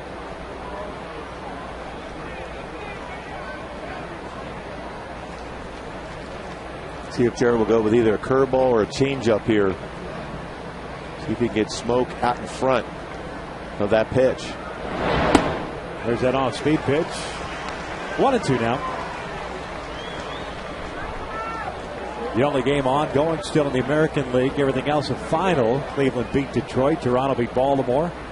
Yankees came back and beat Tampa Bay 5-4. Mentioned the Rangers beating Boston. Oakland beat Kansas City. Minnesota beating the Red Hot White Sox. 1-2 is skied high and deep to right field. Torrey is back, and this one is gone. 2-run home run on a 1-2 breaking pitch. And all of a sudden it is a 1-run lead, 3-2 Angels.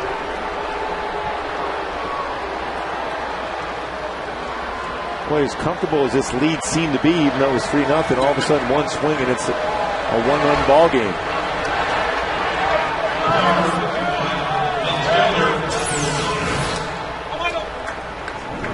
Boy, a pitch, an off-speed pitch. It's got a little bit too much of the plate. Jeff Mathis wanted that pitch on the outer half of the plate. Instead, it was middle in. Danger spot for a left-handed swing.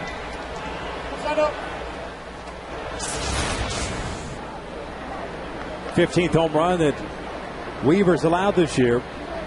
The base is clear now for Saunders, who takes outside for ball one. The home run for Smoke is 9th.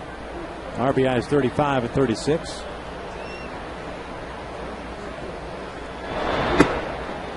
That'll leave the count at 1-1.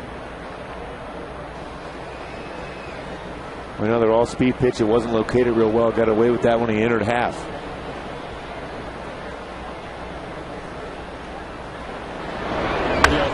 This one out toward right center field. Torrey was playing deep. That'll fall in for base hit off the end of the bat. And so with 2 outs, the Mariners have picked up the home run and now the single by Saunders. And that'll keep the inning alive for Rob Johnson. And it'll bring Mike Butcher out from the dugout. That's what will show breaking pitch spinning up there for him out in front high enough that Saunders, even though he was initially full, was able to keep his hands through and fight that into the outfield for a base hit. First man up tonight, Kevin Jepson.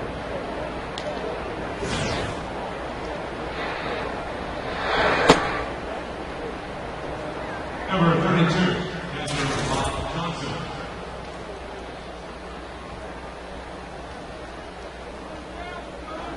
Jepson came into the game yesterday and dealt 1 inning, 1 hit, 1 strikeout, looking very sharp. Johnson's 0 for 2, twice skying one out toward Torrey Hunter.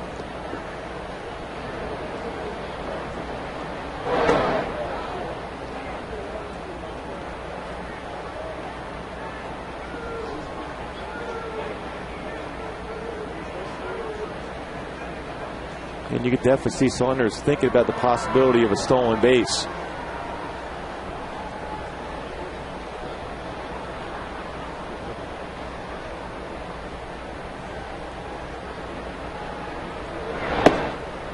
That fastball missing low. Saunders has 2 stolen bases on the year.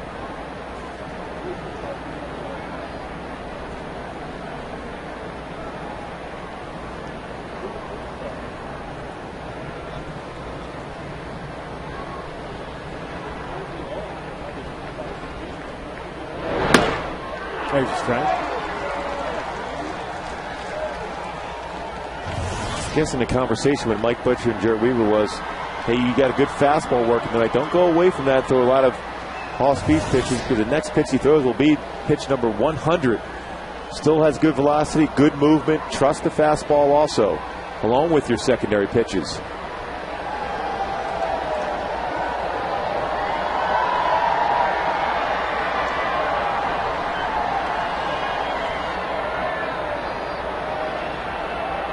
Weaver's thrown 99 pitches on the night, 70 for strikes. Trying to get through the 7th inning after giving up the 2-run home run to Justin Smoak. The 1-1 pitch. Johnson out toward right center field. Bobby Abreu to his right, tracking it down, makes the catch. There is the 3rd out of the inning. The Mariners get on the board with 2 runs on 3 hits to the 7th inning stretch time, with the Angels up 3-2.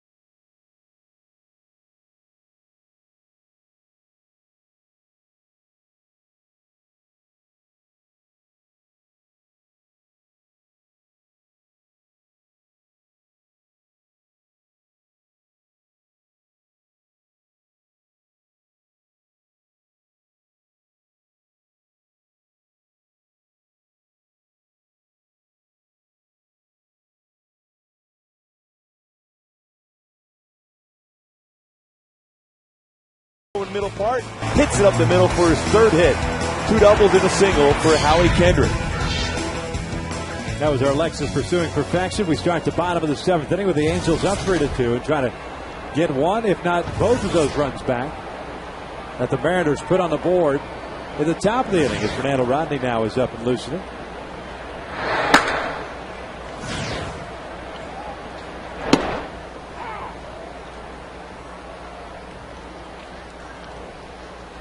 Franzen, Mathis, Ibar.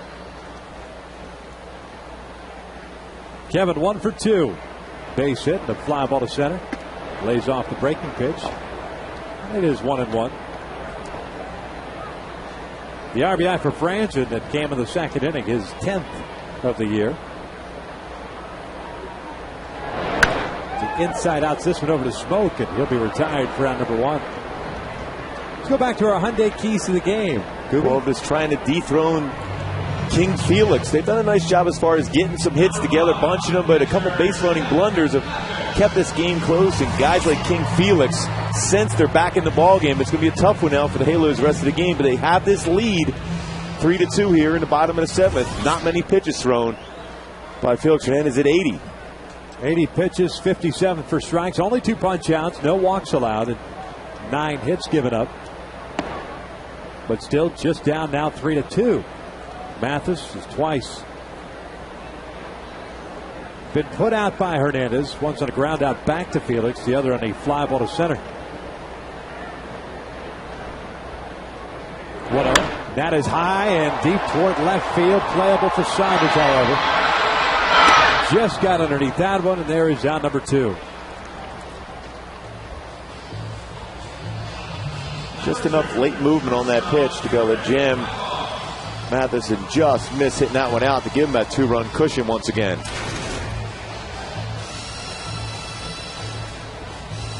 So here's Ibar with 2 outs, nobody on. Eric hitless in this one. Pop up, a hit by pitch, and a strikeout victim in the 5th.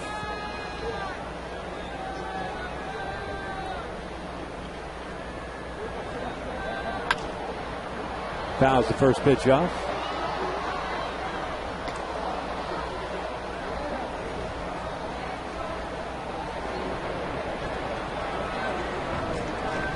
No 1 count here on Eric Ibar. What do you think of that look?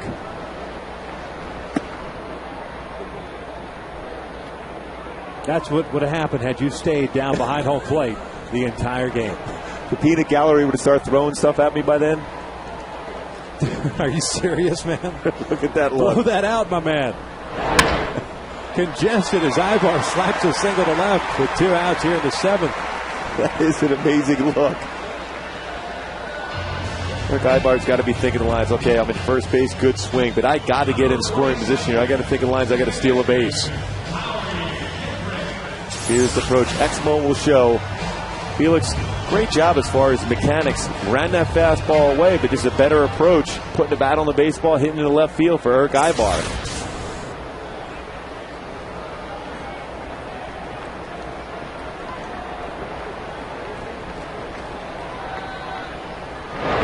Howie takes a breaking pitch for a strike.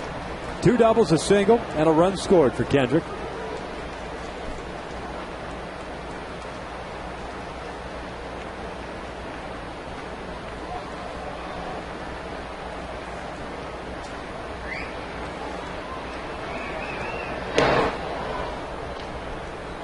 Pretty good move by the big man. Ibar's got a good lead at first. Rob Johnson's done a nice job as far as throwing out would-be base stealers, too. 40%. Allowed 15 stolen bases, has caught 10. Mix it in with a guy with a good fastball and quick to the plate. Tough to steal on.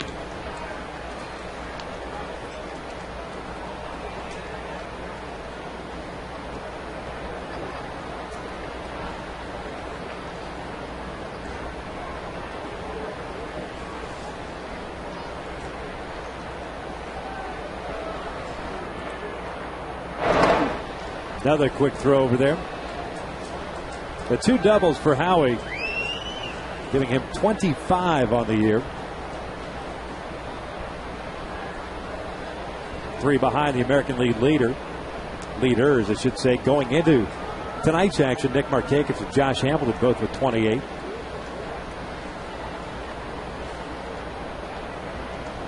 The 1-1. Ibar goes. The pitch is a strike to throw down from Johnson. Gets by Sean Figgins, and that will allow Ibar to get to third. Not a very good throw by Johnson. Looked like they had him, too. It was a quick release, but not an accurate throw.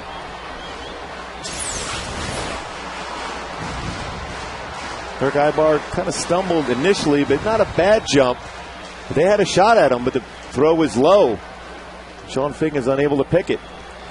He's sitting now at third base. Take away that nasty breaking pitch in the dirt now because he's at third. 1-2. Nice job by Johnson. And that's why it's so important when you get an opportunity to be in that position, to be in third base. An errant pitch, whether it be your off-speed changeup, cut the fastball or curveball, all of a sudden the pressure's on the pitcher to not to throw that nasty one in the dirt. And he almost threw a wild pitch. 2-2. Swing and a miss. Down goes Kendrick. That will end the 7th. 7 complete here at the Big A. Angels still have a 3-2 lead.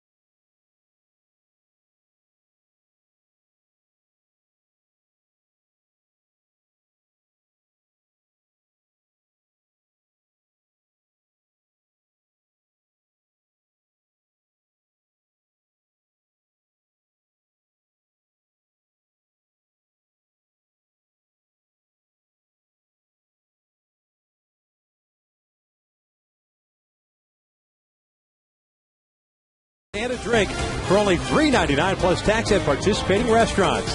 By Toyota. Get a great deal on Toyota's full line of hybrid and fuel-efficient vehicles at your Toyota dealer today. And by Jack Daniels. Your friends at Jack Daniels remind you to drink responsibly. Top of the 8th inning here at the Big A. It is a 3-2 Angel lead. As we take a look at our in and out, who's in, who's out. Fernando Rodney takes over on the mound for Jared Weaver. 4-0 record of 3.57 ERA, but the last couple of times out, Mark, Fernando Rodney has really been inconsistent. Well, not throwing that first pitch fastball for a strike and overthrowing the fastball. And the velocity's been there, but the location is not. I think the key for him is getting that tempo back, getting more opportunities to throw in games, but he has to earn that by being around the strike zone enough. He'll face 9-1-2 Jack Wilson, Ichiro, and Wilson lines the first pitch over to Napoli. There's out number 1.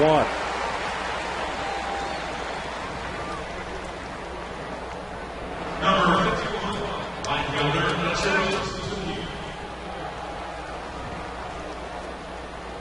So Wilson retired, now 1 for 3. That'll bring up Ichiro.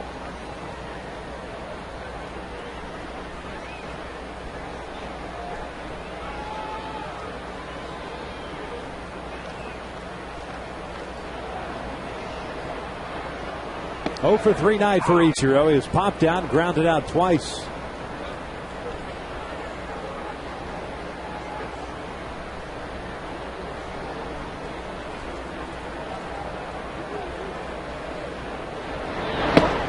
Good fastball there, and it's no balls, 2 strikes. Boy, an 83-mile-an-hour changeup and a 96-mile-an-hour fastball. Now, that's the key for Fernando, is to stay within himself. Don't overthrow these pitches, whether it be the changeup or fastball.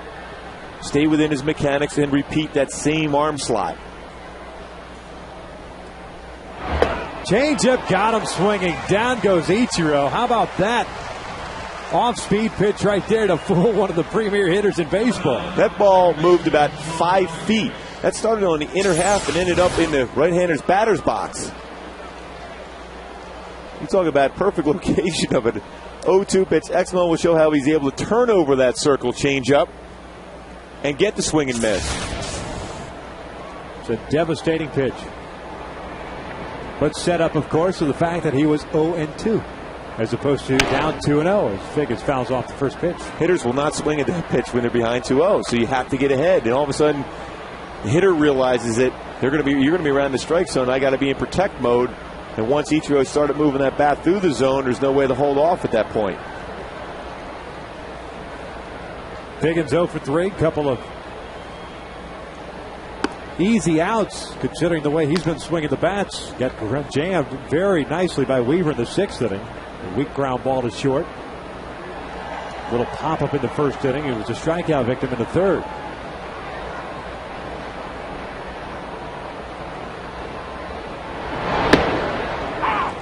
One and 2 now.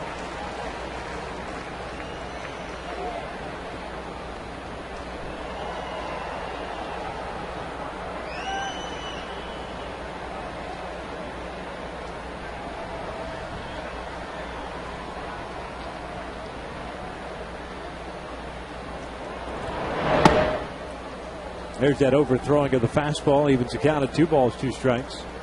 You got a guy up there who's behind in the count struggling with his swing, particularly from the left side. You mentioned that earlier, Victor. And you overthrow a fastball. If you hit the outside corner, you're going to get him out. So Figgins having a tough time going the other way this year with that pitch. Shaking off a number of times, going back inside with the fastball. Count remains at 2 balls, 2 strikes. Jared Weaver would be in line for his 9th victory. 7 innings, 5 strikeouts, 6 hits, including a home run, and giving up the 2 runs the Mariners scored tonight, both earned.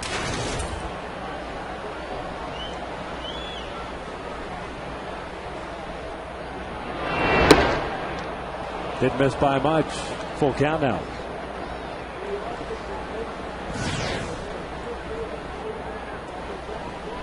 Well, you got to go fastball right now on the outside part of the plate, preferably around knee level, because you want to make sure that Chone Figgins is swinging the bat. You don't want to walk him with that type of speed he has.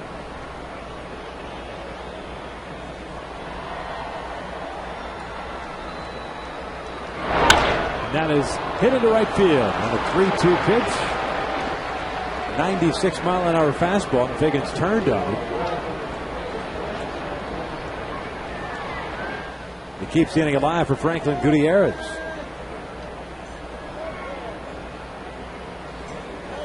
It was a fastball, inner half. Sean Figgins has a better opportunity to be able to just put that ball in play than per se that fastball in the outer half. Hey folks, sign up today for the Angels and ScholarShare's Rally Readers. Take part in one of the 3 Reading on the Green days where you can read your favorite books on the field here at the Big A and win a chance for 2 free Angels tickets to a select game. The first date is Wednesday, July 21st. Space is limited, so sign up fast at angelsbaseball.com/rally-readers.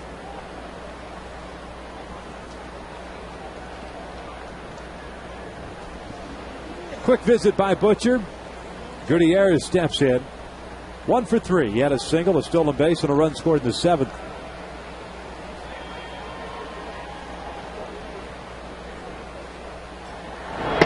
Swinging late on that fastball. And it is 0-1. Guarantee Mike Butcher went out to Fernando Rodney saying, vary your times both to the plate and then, of course, over the first base. Don't let Sean Figgins read that you're taking 2 seconds between every throw. You got to go 1 time, 1 second, then hold it for 4. Don't give him a good look or a good read to be able to try to steal the base. Gutierrez bouncing this one foul. It's quickly 2 balls, 2 strikes.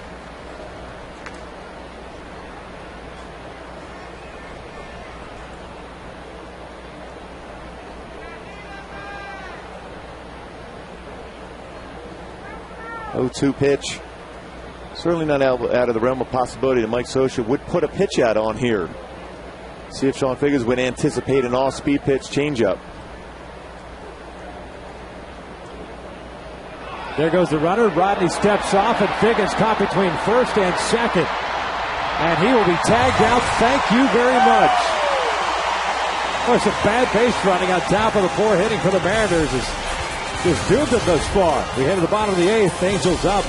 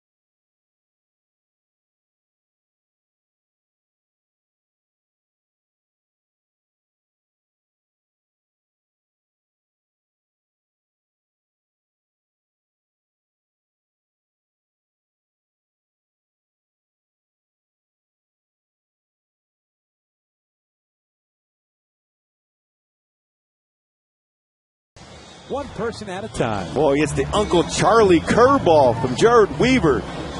It's Sean Figgins way out in front of that pitch. Boy, it's a good angle, too, and Exmo will show the rotation of the seams of that curveball to get the punch out. Here at the bottom of the 8th inning, it'll be Abreu, Hunter, Matsui against Felix Hernandez. 90 pitches, 63 strikes. Not one 3-ball count. He's got 3 punch outs, no walks, and has allowed 10 hits. Halos needed the victory to stay 4.5 back of the Texas Rangers, who beat the Boston Red Sox earlier this evening. 8-4 the final in that one, and Brian Fuentes is up and loosening now, coming on to trying to finish this game off in the ninth, assuming it remains a save situation. Brave breaks his bat, rolls one over to second. Figgins has got it.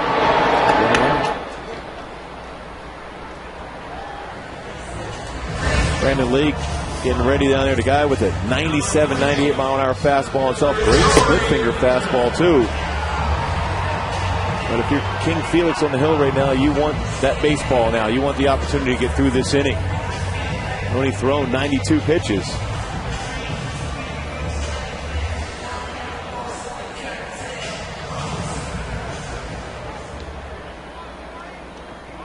Here's Torrey, who had a base hit his last time up. 1 for 3 in this one. Good curveball in for a strike. This is what happened to Bobby Abreu's bat in that last pitch. Just a big old chunk out of it. Look at back in someone's kitchen on that pitch. That'll even account at 1 ball, 1 strike.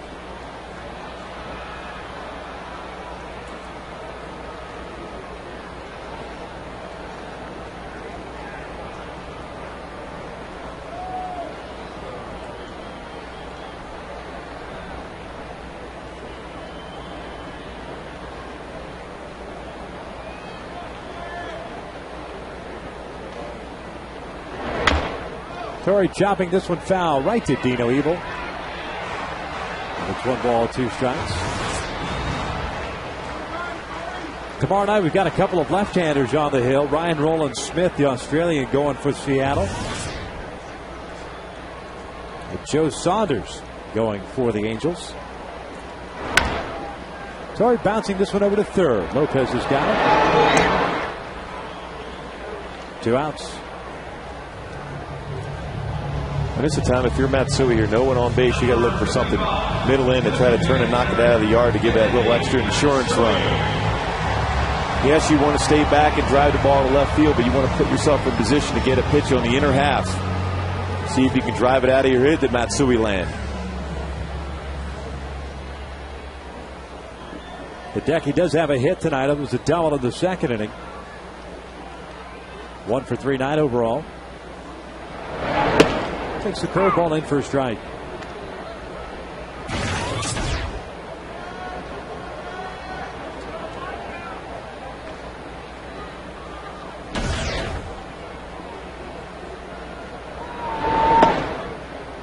Little sinking fastball missing down and away.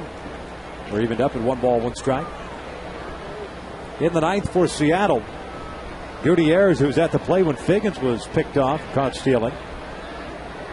Would lead things off, followed by Lopez and attachment, assuming nothing else happens. This one is just foul down the left field line.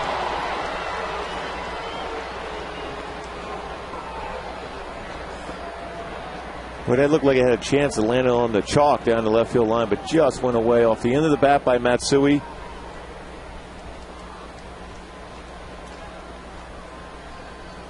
Would have been in position to be able to get a double there to get in scoring position.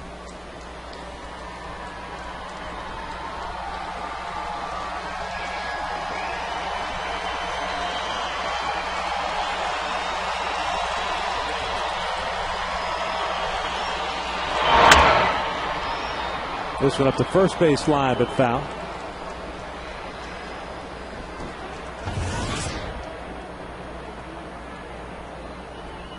Hunter pitches on the night for Felix.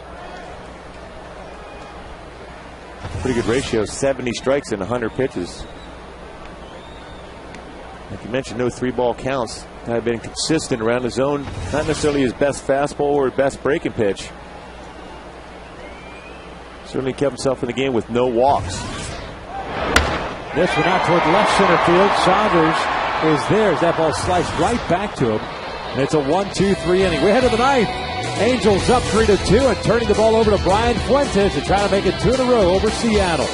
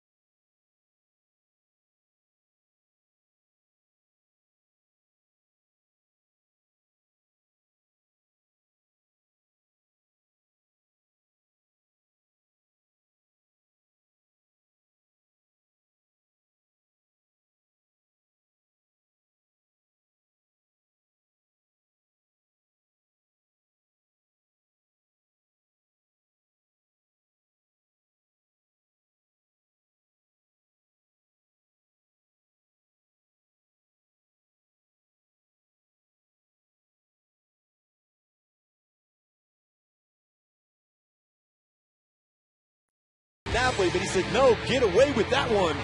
Fastball crushed to right field for a double for Mike Napoli. That is our Coors Light cold, hard blast by Mike Napoli. He's done a solid job defensively at first base, making some solid plays. As Brian Fuente is in the game here for the Angels to be able to pick up that save. It's a bullpen. Fernando Rodney threw the ball very well. Of course, followed up Jared Weaver. 3-1 mark, ERA 4.26. 16 saves in 20 opportunities for Brian Fuentes. Needs to be consistent again with that arm angle. Good fastball. Sweeping slider, and of course his changeup. As you pointed out, looking for that 17th save. He has thrown the ball much better of late. And he'll be facing 3, 4, and 5. Gutierrez, Lopez, Kochman, assuming Wakamatsu has no pinch hitters here in the ninth.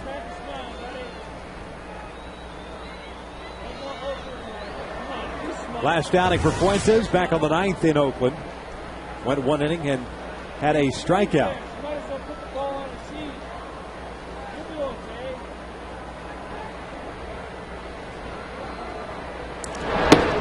First pitch in there for a strike.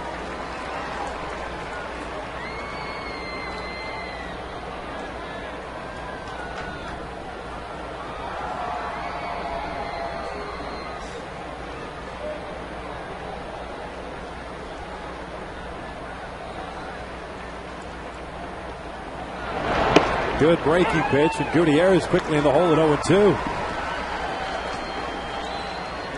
Good mechanics. He's able to get out in front with that pitch after a good fastball. Again, it's always the key for any pitcher is staying within himself, not overthrown, because if you do that, that's when you make mistakes with your secondary pitch. 0-2. Trying to climb the ladder on Gutierrez. 1 ball, 2 strikes. Mariners center fielder 1 for 3 had a single in the 7th inning.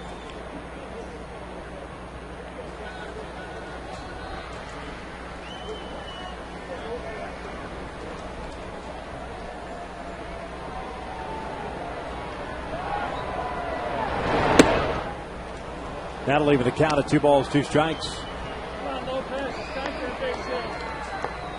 It's on Fuentes.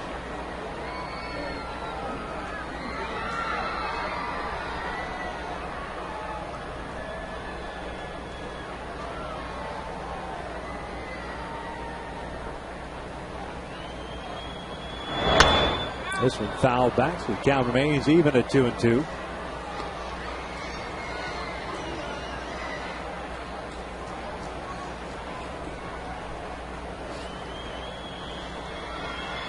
In that game on the 9th, in which he retired the side in order in the 10th inning, picking up that 16th save, he retired Carson, Suzuki, and Rosales, a couple of pinch hitters, with Kurt Suzuki of the Oakland A's, their catchers. Gutierrez skies one to center. Let's go, over! Torrey's there, and he's out number 1.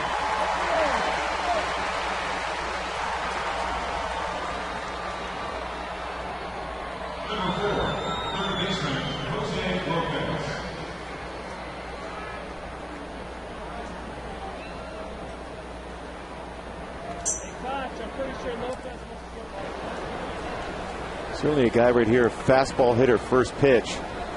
Want to stay away. A sinking fastball on the outer half or an all-speed pitch, but it has to be in the outside part of the plate.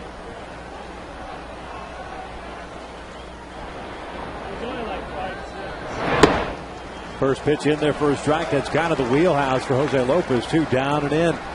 Well, you can see where Mathis was setting up. He wanted that fastball, but Fuentes got underneath, and that ran right there. You're right on the nose, Victor. That's the spot where Lopez wants that fastball. Mathis going back outside. Had to stay on top of that pitch. 0-1. Pretty good location, just missed. Lopez, 3 fly ball outs in this one, so he's 0 for 3. On the same spot. Didn't miss by much. Stay out there. Bounce on the ground is short. Ivar's got it. Diaz.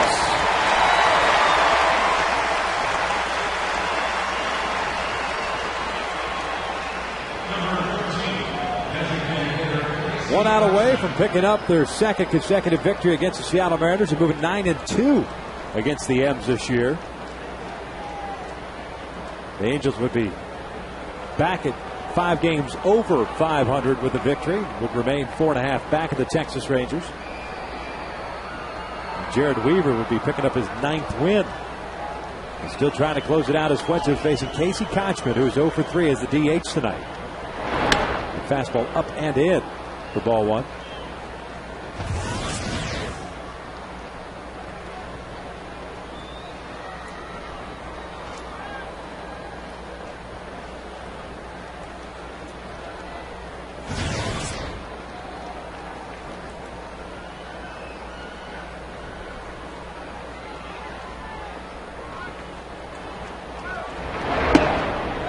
Good location on that one on the outside corner, 1-1. A good adjustment after missing bad inside with that fastball. Hits the outside corner with that fastball at 89. I'm going to throw that slider here in this position. Here's the 1-1. Outside, 2 balls in the strike, trying to get Kochman to kind of reach for one. We saw him reach for a couple against Jared Weaver on the off-speed pitches.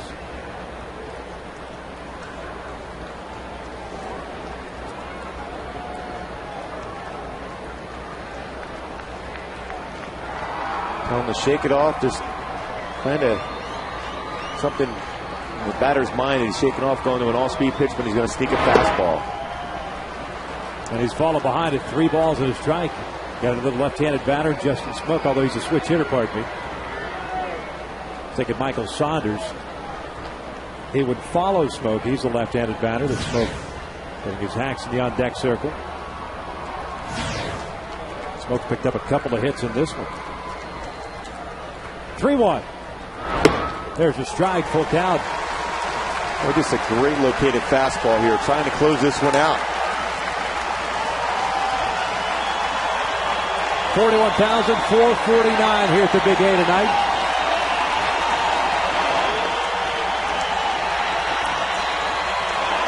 Watching their team trying to pick up their 49th win of the season. Here's a 3-2 to Kochman.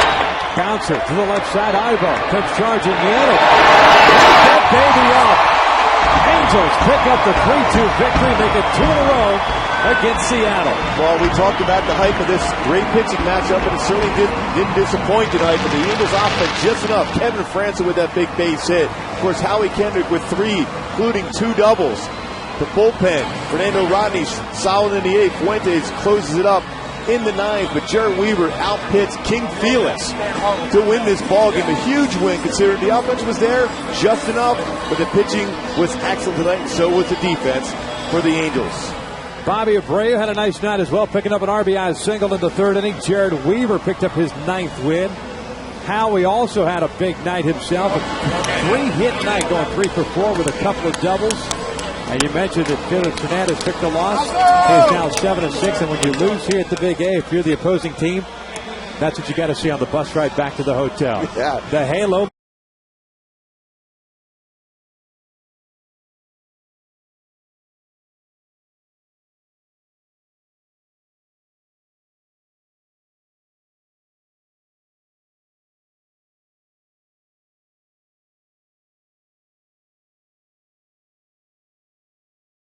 Have a shot in the AL West. Well, tomorrow night it'll be Ryan Rowland-Smith, the left-hander, going for Seattle against the Angels left-hander Joe Saunders. One of the big heroes tonight, Howie Kendrick. He's with our very own shot.